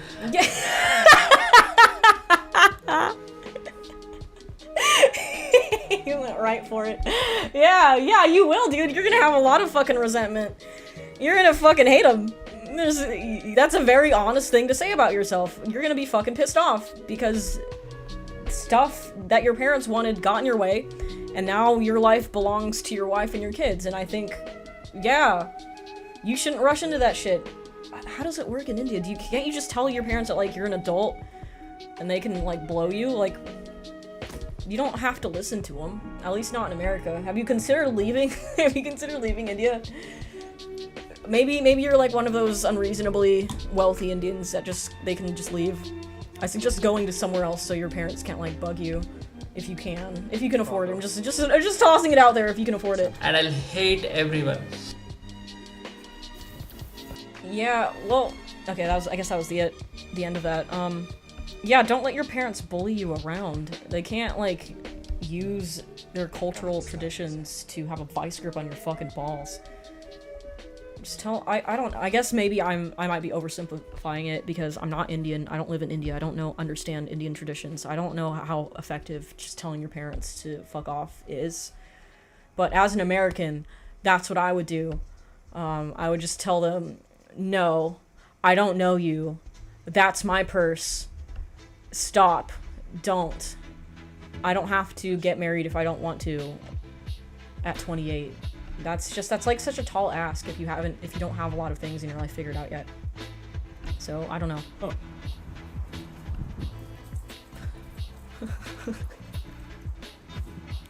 No! Fuck you, mom, I'm gonna dance. Yeah, exactly. Say, fuck you, mom, I'm gonna dance! When I was a Spartan, there was a prince in our class. His situation was very similar. What does that mean? Heart react this comment if you love your wife forever and also your kids.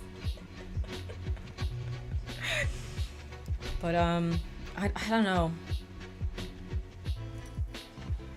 Cause if you marry the right person, it's not too bad, right? Even if you're in a mildly unstable life position, if you have a partner that's supportive and understanding. But when you have kids in that situation, that's gonna fuck you over really hard. You can't, like, your life becomes about your kids. You have to be ready to have children. You have to be ready to sacrifice a lot of autonomy for the betterment of your children's future. So yeah, it sounds like you got a lot of cultural things impeding the way you want to live your life. But you know, I don't know shit about fuck when it comes to India. I would think by now they have more of a Western influence. Not saying like Western influence is like superior, but like definitely in terms of not jumping into having kids really soon because your parents want that for you. It's not terrible to want to be a little bit individualistic, because in the long term, if you want to have kids, you want to like your kids. You don't want to be fucking mad at your kids because they exist and they take up all your fucking time. So I suggest being in a very stable situation before you even think about that kind of shit. Just don't redeem the child.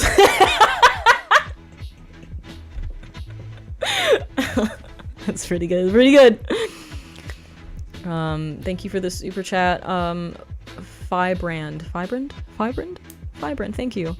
Mamas and papas out here making us an hero. You know, it's a tale as old as time. Overbearing parents, helicoptering around. Being a part of a parent involves losing a part of yourself. Yeah, you have to, like, you don't get spare time anymore. You don't get spare time until your kids are old enough to go to school, and then maybe you'll have spare time, I guess, when they're at school, if you work from home. I don't know. I don't have kids. I want kids, but I know it's gonna be a while before I have them. I'm probably gonna have to, like, freeze my eggs or some shit because I'm single, so I haven't even, like, gotten to the point of, like, meeting somebody that I want to have kids with yet. So maybe by the time I'm 50 years old and I don't have any eggs left, maybe I can have that conversation with, like, a man who has decided to be an adult and not string me along when I ask about having children.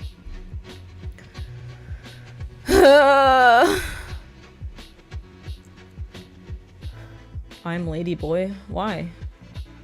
Why are you telling me this? Congratulations, though, I guess. You can redeem any time, don't worry. Well, no, that's not true. There is a limit. There is a biological limit. Either your sperm starts getting dents in it, or your eggs have holes in them, and then having kids becomes an uphill battle. Like, wait, but don't wait too long. Know what I'm saying?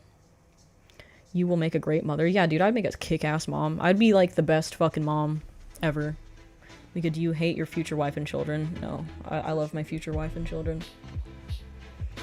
Ask about kids after, like, a month, and no, next time I go on a first date, I'm asking about kids on the first date, and if they don't want kids, I'm not gonna waste my time. I don't even care if it scares them. If they're scared about that question, then they're bitch made anyway. So I'm fucking right off. Or I'm just never gonna do that and just do IVF. Like, I'm just gonna cut out the middleman probably and just IVF it. But years, that's too old for children. I think at worst, like, 40. You say that, but my aunt had her son at 49, and there's nothing wrong with him. In fact, he's a little too smart. He likes to play this game where he calls the suicide hotline so he can get out of going to school.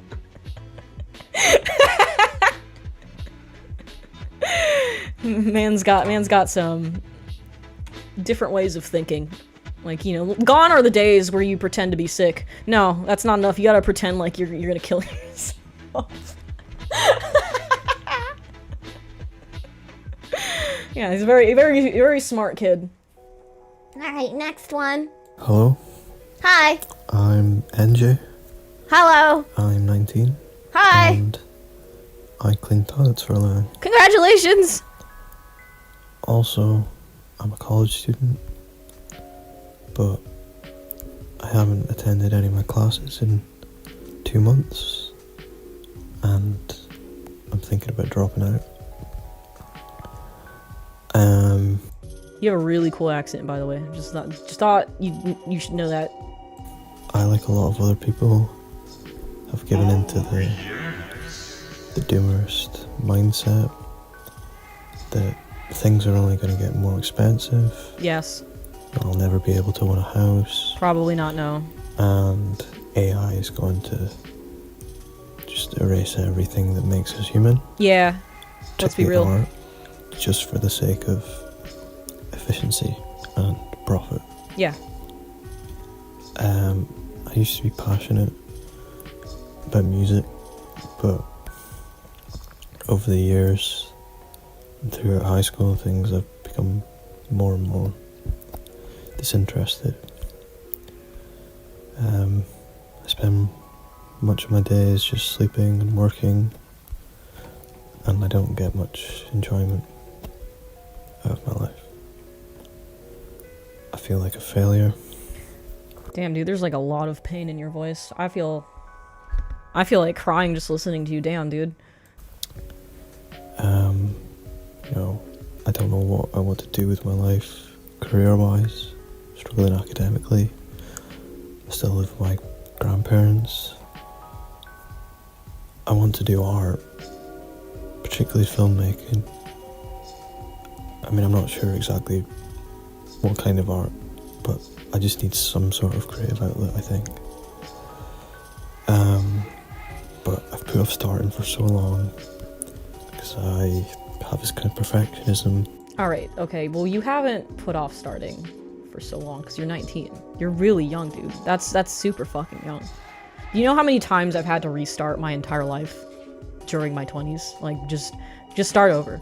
I had to start over when I dropped out of college for the first time because I realized, oh, I am not going to have a future at fucking UC Riverside because there's no art program here. I had to start over when I got fucking divorced. Then I graduated college. I thought I was, hot shit for a little while. I graduated Nomen, and then I had to start over again when the economy took a fat shit all over art jobs. Then I had to start over again when my mom died.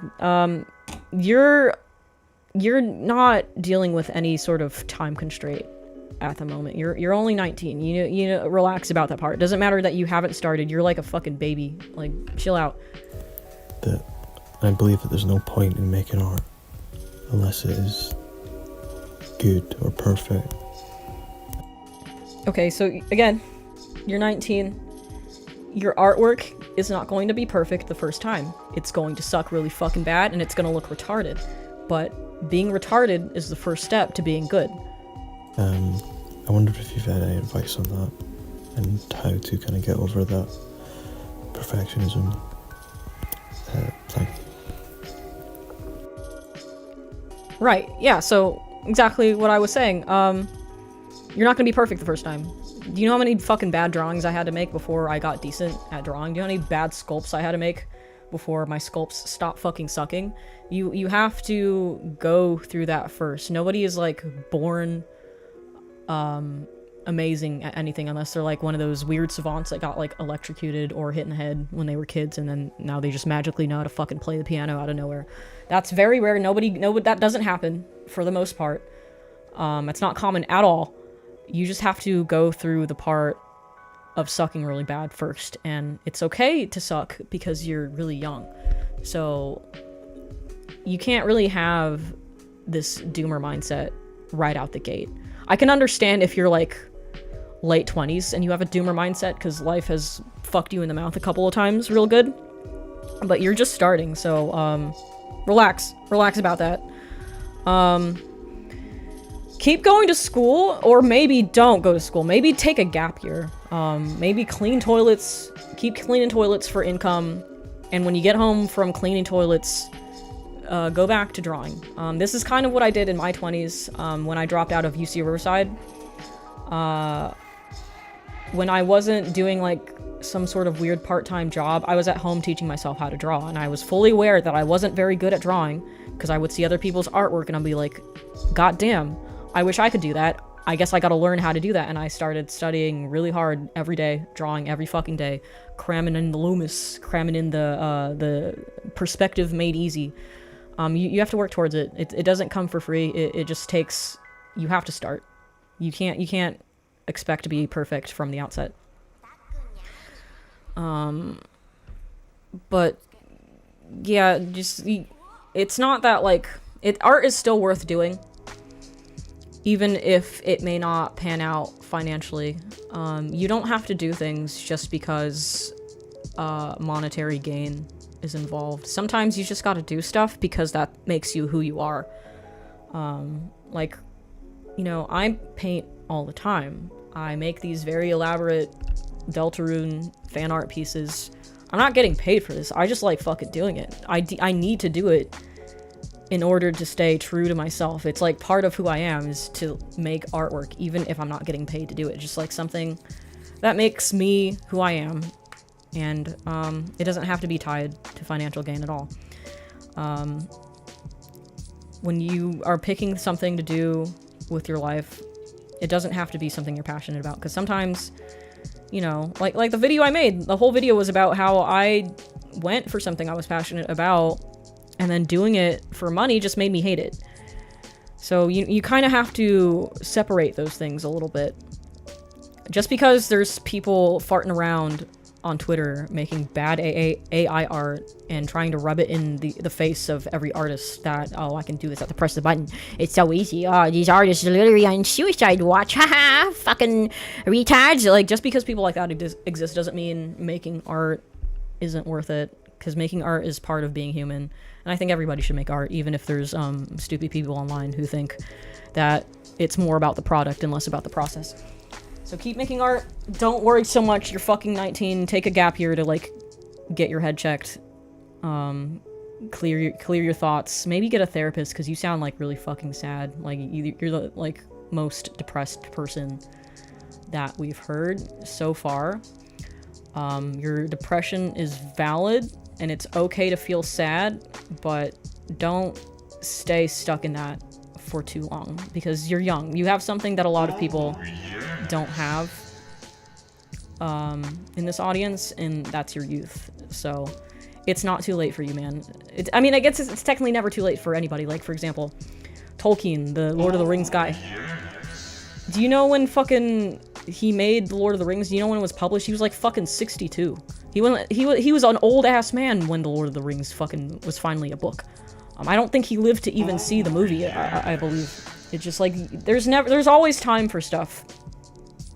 And don't let the AI stuff get you down, okay? There's always going to be a market for human-made art. Maybe it's not going to be as easy to get into as it used to be, but there's always going to be a market for it, because people like me, I don't want to consume AI art. If somebody is waving AI art in front of my face, I don't care how good it is, I'm not going to consume it, and I know there's a lot of people that share that sentiment. So, don't be so much of a doomer. It's not the end of the world. Just keep on fighting. Jesus fucking Christ. Thank you, Geffith, for 100 subs. Thank you, dude. Goddamn! The happiest people I know are poor. You ever see the joy in a homeless guy when I give him a beer? It's a mix of things. Like, there's definitely a point to where money stops making you happy, but you do need money for, you know, basic necessities are nice. Having a running toilet, having somewhere to shower, somewhere to shelter in the rain. That stuff will make you happy, of course. But then you can have too much money like Elon Musk and be entirely miserable. The YouTube chat broke yet again, as it always does. Get ready for the oh yes for the next hour. Yeah, it's gonna run for a little while. Girl, look at your Discord. Why would you do? I'll check it right now while we're oh yesing. Oh yes! Discord.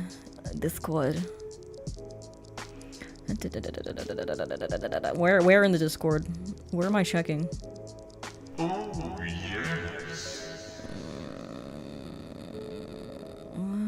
What am I looking for? Where did you post in the Discord? I don't understand. Tolkien died in 72. He saw his own success, but only in books. Same thing with C.S. Lewis. Yeah, dude, fucking Tolkien did not live to see his own goddamn movie get made. Okay, so relax. Where am I checking in the Discord? You were not specific. There's a lot of channels. The German one? There's a German channel? Did I make a German channel? I feel like I thought about making a German channel and I never made it. Look at the Discord. The mods are all abusing their power and need to be deleted. I don't know what you guys are talking about. I don't know what's happening. I'm checking general because that's where the cess pit is. I don't know what's happening. I don't know what you guys are talking about. Dub your channel in Polish. I'm trying to learn. Everybody's trying to get me to learn Spanish. I think I'll take a Spanish class. My dad wants me to learn Spanish. My dad wants me to go to community college and take a Spanish class. Oh, wait, shit your life. Oh my god, hi. Hello! Hi! Van Gogh died really before his Sunflowers painting was sold for millions. I mean, I don't recommend dying before your stuff is recognized. But definitely Van Gogh was not upset at the fact that he was not technically successful in his life. He just kept doing it because he just wanted to. That was part of who he was, so he kept going for it. Did J Nomad come back? He's not allowed. He can do a ban appeal though. He'll probably get banned again though, because I don't think he's learned his lesson. Her future husband is gonna be Hispanic. I dated a Mexican guy once. He was half Mexican. I think I told this story before. He was half Mexican. He was half white. And he was maintaining the emo look well into his 30s. So one time I called him Hispanic at the disco. And I think that's one of the reasons. I think that's why he broke up with me. I don't think he liked being called Hispanic at the disco.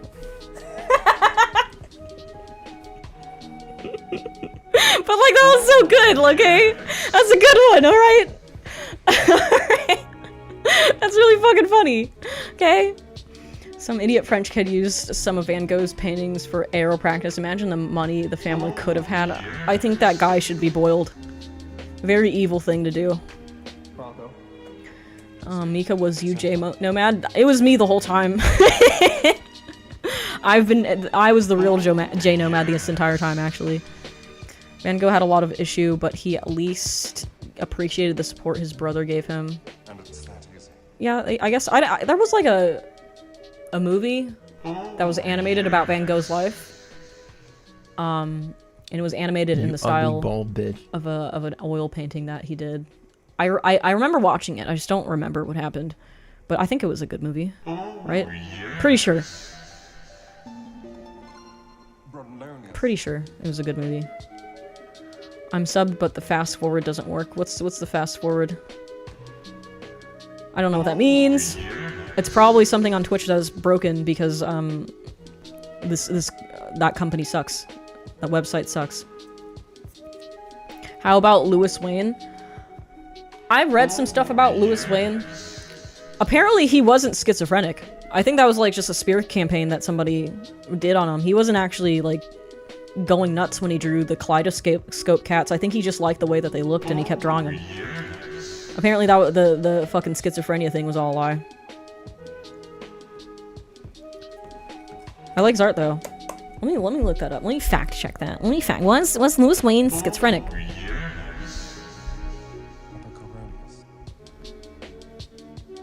Was Lewis Wayne schizophrenic? I need like an actual source. It's hard to get fucking information online. Everything is just fucking he said, she said, all the fucking time. He was committed to a mental institution. I read somewhere that somebody said that wasn't actually fucking true. I don't know. Hispanic at the disco. Yeah, man, that was funny, okay? That was a fucking good one. If that were me, I would have married a girl on the spot if she called me that. That was just too good. Mr. Spock did a pretty good stand-up one-man play about Van Gogh as his brother saw it on TV around 1980, Leonard Nimoy. A one-man play about Van Gogh? That's crazy. Any advice on what a beginner artist should learn first? Anatomy. If you can draw the human body, you can draw anything, because the human body is really difficult to draw. There's lots of little knobby bits, lots of little odds and ends, lots of squishy bits, lots of foldy bits, lots of bullshit. There's places to shade, there's places to highlight, there's materials, there's textures. If you can do that, you can do anything. So focus on the human body and everything else will fall into place. Also, perspective. Perspective is a pain in the ass. I hate drawing environments personally. I never do. I should draw an environment as like a test to myself, because I've never done that. I should stop being lazy about it. If that were me, I'd tell on you on the gender committee. Yeah, I'd definitely get fried by the fucking gender committee. Well, I keep wanting to say community. Alright, we're just gonna have to ignore the oh yes and keep going. When I was a kid, I was pretty weird. And I used to make weird friends, and I ended up making a really weird girlfriend one day. And we ended up falling in love with each other, kind of. It's like I was weird and she was weird, and we complemented each other. We were the only one to understand that we were weird because there were bad things going on in our lives, and that times were hard. But eventually we grew up, and she ended up stopped being weird faster than I could stop being weird. So she kinda hates me now. Not hates me, but she has a pretty great disdain for me, and that got me pretty sad. And also because I really liked her, and we not only like romantically but also as a friend. I really like her presence. We really would understand and be able to be true to ourselves when we were together, because we were we had similar problems, and we ended up becoming similar people. But she ended up getting more mature than I did, and then I ended up being left a weird kid where she was pretty not normal yet, but like less than me. So we ended up parting ways, and like the romantic thing that we had also went away. And I miss her. I've changed a lot, but sometimes I try to get in contact with her. Not sometimes, but like rarely. I try to get in contact with her, and it seems that for her I'll always be that weird boy that came from a broken house, and I truly can never see her again. That gets me pretty sad. I miss her. Well, fuck that bitch. Fuck her. If she's not weird, I don't want her. Like, if somebody is willing to, like, grow up, let's say, not be weird, and then not talk to you because they think they're better than you now, then, like, why do you want to associate with that person who will just toss you to the side? She just seems like a very opportunistic person. Like, I don't know all the whole context, but, like, on a more neutral note, there's really nothing you can do if somebody doesn't like you. You can't, like, convince them otherwise. Trust me, I've tried to convince people to like me. I've tried to do everything I could. I've tried to change myself. I've bent over backwards for people, and, you know, it doesn't work out. I still get told to fuck off. I still get ignored. And, you know, sometimes those people just aren't for you. Sometimes that's not your tribe, and that's okay, because you'll find your tribe eventually. I wouldn't, like, if she's not feeling it, don't pressure her. She's probably a bitch if she's just willing to, you know, not talk to you anymore. I don't know. Without any context, that's just my first feeling about it. Is she seems like the kind of person who will use somebody else as a stepping stone to get in the good graces of new people that she perceives as, like, better for her social standing, which is something that happened to me a lot in, like, middle and high school. And, like, do you really want to contact somebody who has middle and high school mentality? No, because they're a chore to be around, and stay away from people like that. Find somebody else. There's lots of people on this planet. There's lots of people who don't care about being weird, and they don't care that you're weird. Just find those people. There's a lot of them around. You just gotta start looking. My friend has a crush on you. Wishing you well, young lady. Thanks! Is your friend look like Robert Pattinson, perchance? Do you happen to be friends with Robert Pattinson maybe? Welcome to the tribe, my dude. Unfortunately, we only have one woman here. If a relationship will happen, it's gonna happen no matter what. If it's not gonna happen, a relationship will never happen. Yeah, you can't force this stuff. You can't even force platonic relationships. Sometimes people just don't fuck with you anymore, and that's fine. Fuck them. You can find other people that fuck with you. Mika, last time you called someone famous, you got fed for in the lane.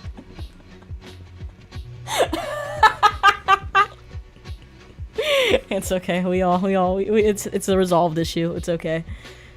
Robert Pattinson or MC Wright. I don't know who MC Wright is.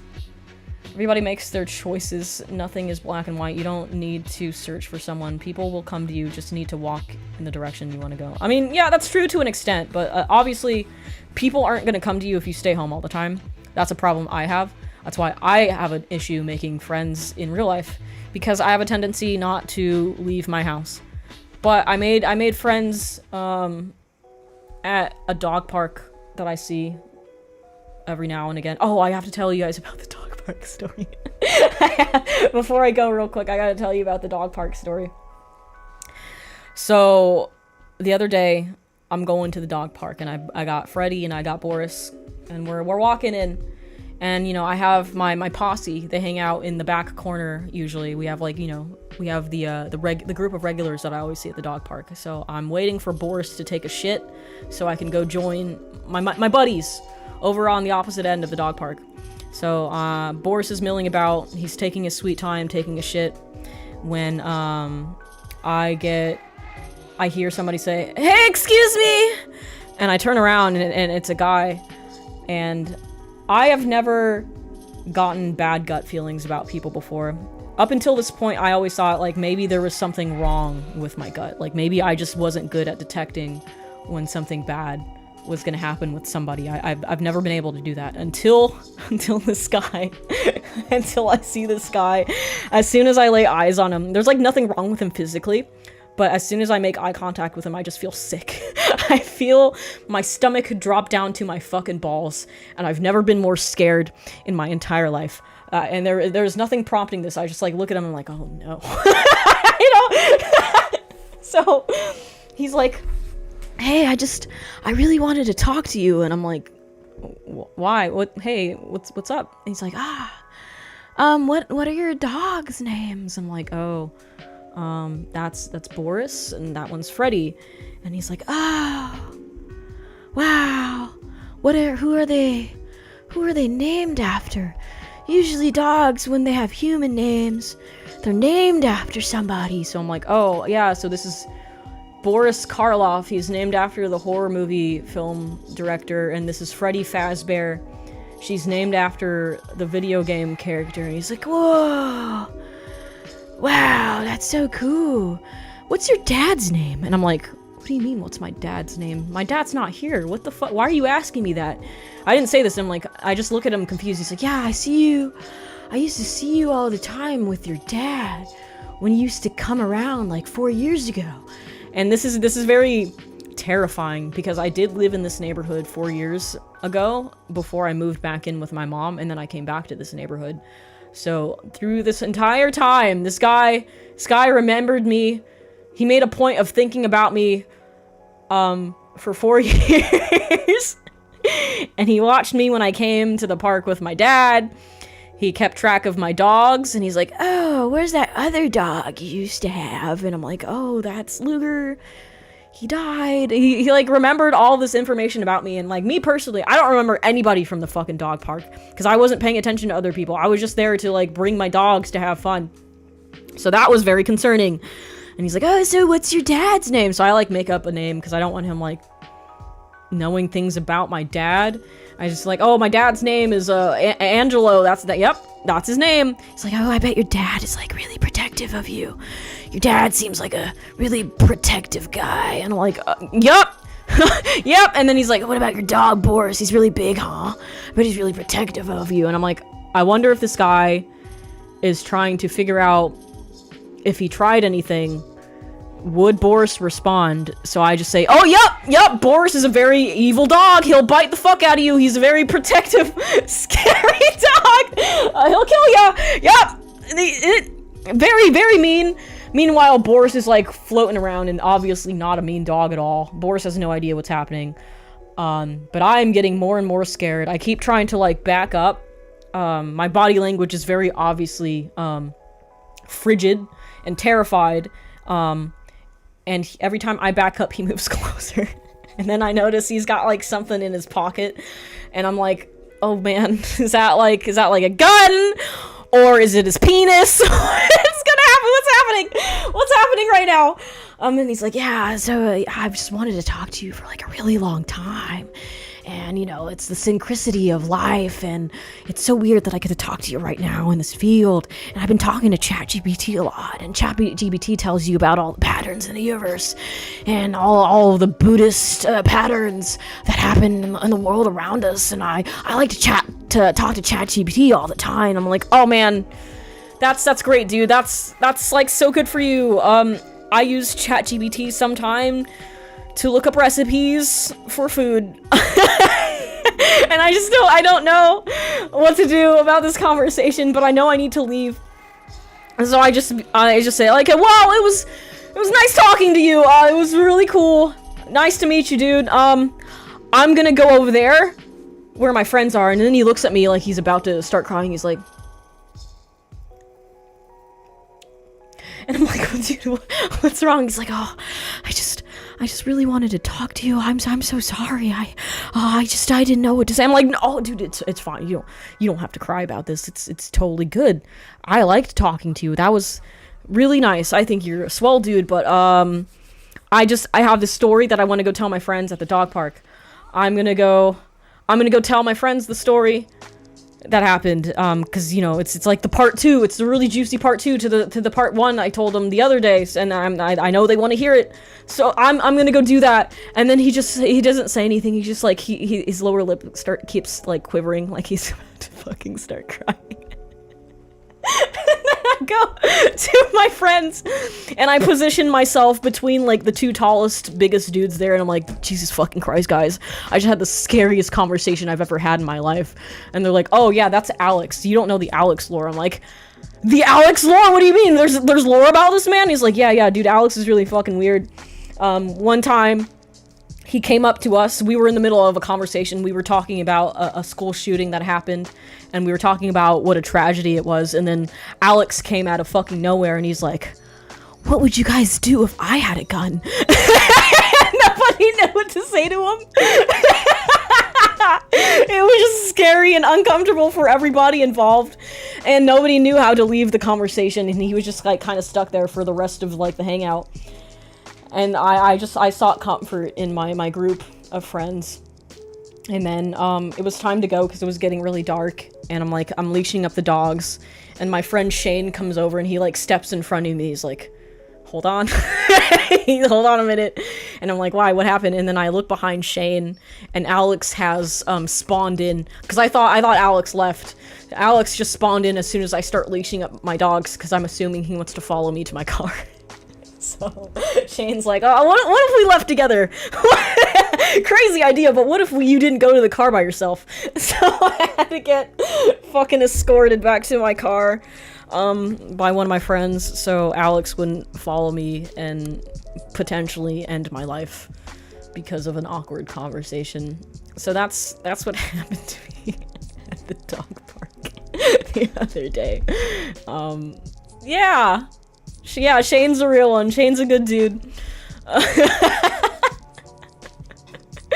Anyway, it's 5 o'clock, so I'm gonna go. It was a good. We haven't finished all the bartending talks, so maybe. But we only have a few more left. Let's see. We only have like 7 minutes left. Maybe we could stretch that time out or do like a shorter than usual stream next time. I'll let you guys know. Raid Frank? Okay, I will raid Frank. I remember about raiding Frank. Frank is cool. We're gonna raid Frank, boys. Thank you for coming. Thank you for opening up to me. I hope you guys got something out of this with my sagely old grandma advice. Right, so was it / or / I always forget which one. Freddy, you need to stop being such a prima donna. Raid. No. Raid. Yep. And then Frank Howley.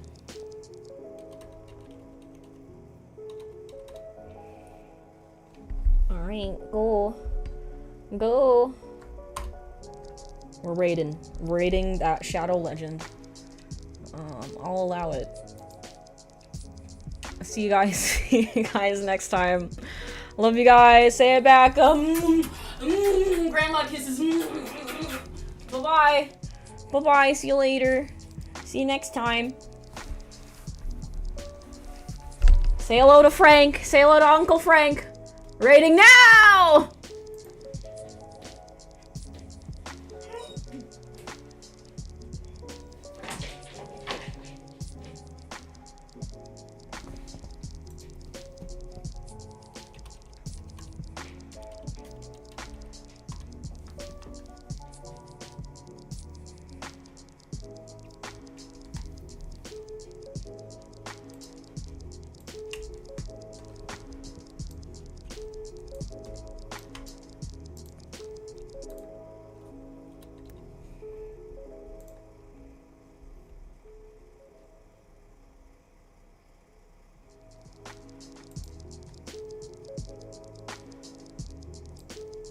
Brilliant YouTuber, artist, streamer, bartender, extraordinaire. Oh my god. Oh my god. Please follow them. Yes. Hello. Welcome, Flanders Box. Okay. Someone did request a freestyle, although now I'm embarrassed. Okay. Alright. Fuck it. Alright. It is the greatest night in the history of our sport. We're close to hype train. Please follow Kamikaze Short Bus. This is the speakeasy. No, their stream is the speakeasy. We found the afters. Oh god, who requested this? We just got raided by the Kamikaze. We hang in out, but no, you did not see. Call me Diddy Kong. I wear a stupid hat. But now we're gonna do a freestyle rap. We got Vashta Danis and Checkpoint Champ. We do in that. Welcome to the Combi Camp. We're crashing our buses cause we don't give a fuck. We're out here saying what is up like Big Papa Pump. I am the Frankensteiner. We're gonna hang out on the recliner. We ain't working out, yo, we just gaming. Hanging out, tell me what you playing. That's right, we got Hamtaro hanging out, yo, tomorrow it's Saturday, but right now it's Black Friday. Yo, shopping all the way. We got Ding Is and we got Fitness Dickner. Yes, that's right. Can I fit this dick in here? We got Cyclops, but he's made of goo. You can stretch him if that's what you want to do. I also got my homie, LeBron James. That is right, yo. He ain't playing. Let me break his arm and snap it in half. While I do a freestyle rap, we got Blue Jay 825. Today's a good day to be alive. I started reading JoJo. We got Steel Ball Run. Gonna ride my horse through the Grand Canyon. It's the old days. Alexander Graham Bell. They made the telephone so you can yell and tell all your homies to follow Kamikaze. Hanging out in the bar, we're getting naughty, asking for advice. #1 bartender, hanging out tonight. We're going on a bender. Shouts out to the greasers. Call me Greasy Tony. We're out here. Give me a pepperoni. All right, that's it. That's all we're gonna say. Crash your computer like Y2K. All right. Jesus. Oh. All right. Oh my God. Oh. Oh my God. Thank you so much, Shower Drain. Oh my God. All right. It's not a Twisted beat. It is Bone Thugs and Harmony, but I do love Twisted. Oh my God. All right. Jesus Christ. Yeah. Oh my God. Thank you guys. Holy shit. Oh my God. All right. Give me a second. All right. Jesus. Anyways, thank you guys for the raid. My name is Frank Howley. We just started our stream. Very intimidated. Please follow Kamikaze Short Bus. They're genius. Anyways, but enough about me. Oh my god. Oh my god. Yeah, thank you everyone who followed. I don't do like a proper introduction on this stream. This is literally what we're doing today. We got Joshi Wrestling Stardom. We've been watching O-Rangers Super Sentai. I've been playing Death Stranding, DK Bonanza. If you log into Fortnite, you get a free skin. We've been watching Gunbusters, played Kirby Air Riders, watching WCW in its entirety. We're in WCW September 98. We're watching XPW, Southern California Extreme Wrestling from Y2K, Public Access, LATV, Elden Ring, Ghost of Yote, all this other stuff. Started playing Claire Obscure 33. There's a million things. Jesus Christ. Oh my god. Thank you everyone who followed Shower Drain Resident. Sora Kenobi-san, Komodori, Etienne. Thank you Flanders Bot, Aaronim, Eyes of an Operator, Checkpoint Champ, and Bump, and Kamikaze for rating us. Jesus. Oh my god. Alright. Let me switch back. Anyways. Yeah, welcome Raichus. Oh my god. Yeah, Jesus. Anyways. We already did our Joshi bookmarks, talked about all the important news in the world of entertainment. Anyways. Yeah, whatever. Alright. Should I keep driving in Death Stranding? Oh my god. Oh my god. I want to finish this mission at least, but we do have O-Ranger and stuff. Or do we dive into it? I don't know. Thank you guys. Oh my god. Yeah. Alright. Now I got these Guto, these stretch toys. Everything's cheap on Black Friday. Alright. Oh my god. Link to the Paps. Oh my god. How are you, Danganronpa? How is Danganronpas? I played 4 hours of it once, and that was it. Or I watched someone play it. Danganronpas. Again, the girl with the big hair. That's all I know from Danganronpa. You got to your first two mute. Okay, it's alright. Damn, are you fully voice acting it on stream? Everyone please follow Link to the Paps. Oh my, wait, Celeste is the character name or the game? Link to the Paps. I know the bear too. Hold on. Link to the Paps. Oh, Celeste is the character. Hey, Danganronpa, man. That's this. I think I'm thinking of a different character. I've definitely seen this character. Who's the? Am I think? Yeah. All right, that's that. Danganronpa. Hold on. Oh, Junko. Junko. I'm thinking of Junko. That's what I see this character. I see people cosplay this shit too. Junko. Junko. Hi. Oh my god. Yeah, Junko. That's what that's from. I got this character, and there's a character in Persona that looks similar. Anyway. Junko. Yeah, geez. There are you can get a platinum trophy on that game if you play it. Oh my god. Well, geez, we have so many people. Oh, thank you guys. Jeez. All right, we'll do this mission, Death Stranding, and then do we do a poll? Oh my god. Yeah, oh my god. And yeah, thank you again. We had this huge race from Kamikaze, Short Bus, YouTuber, 3D artist. Their stuff is genuinely so funny. It was incredible. And they've been doing these bartending streams on a green screen, and it's like, this is phenomenal. So it's excellent work. Yeah, Jesus.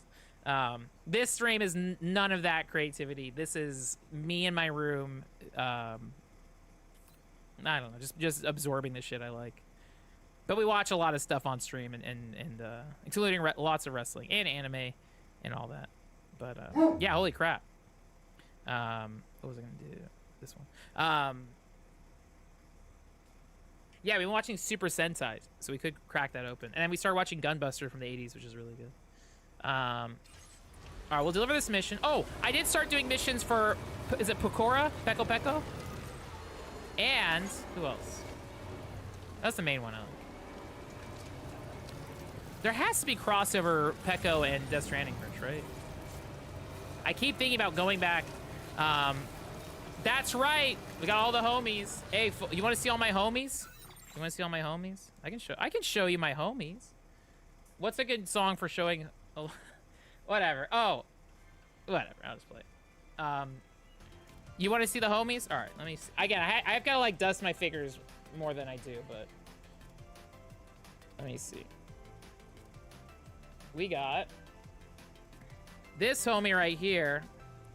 I think this is one of the only original homies I have in my collection. Why is it not focusing? Is the macro off? I don't know. I don't know what it's focusing on. Hey, fool. Dude, it won't focus on this homie. Excuse me. Don't look at me. Don't look at the... Jesus, what is happening? The autofocus might be off. There you go. You get it. You get it. There he is.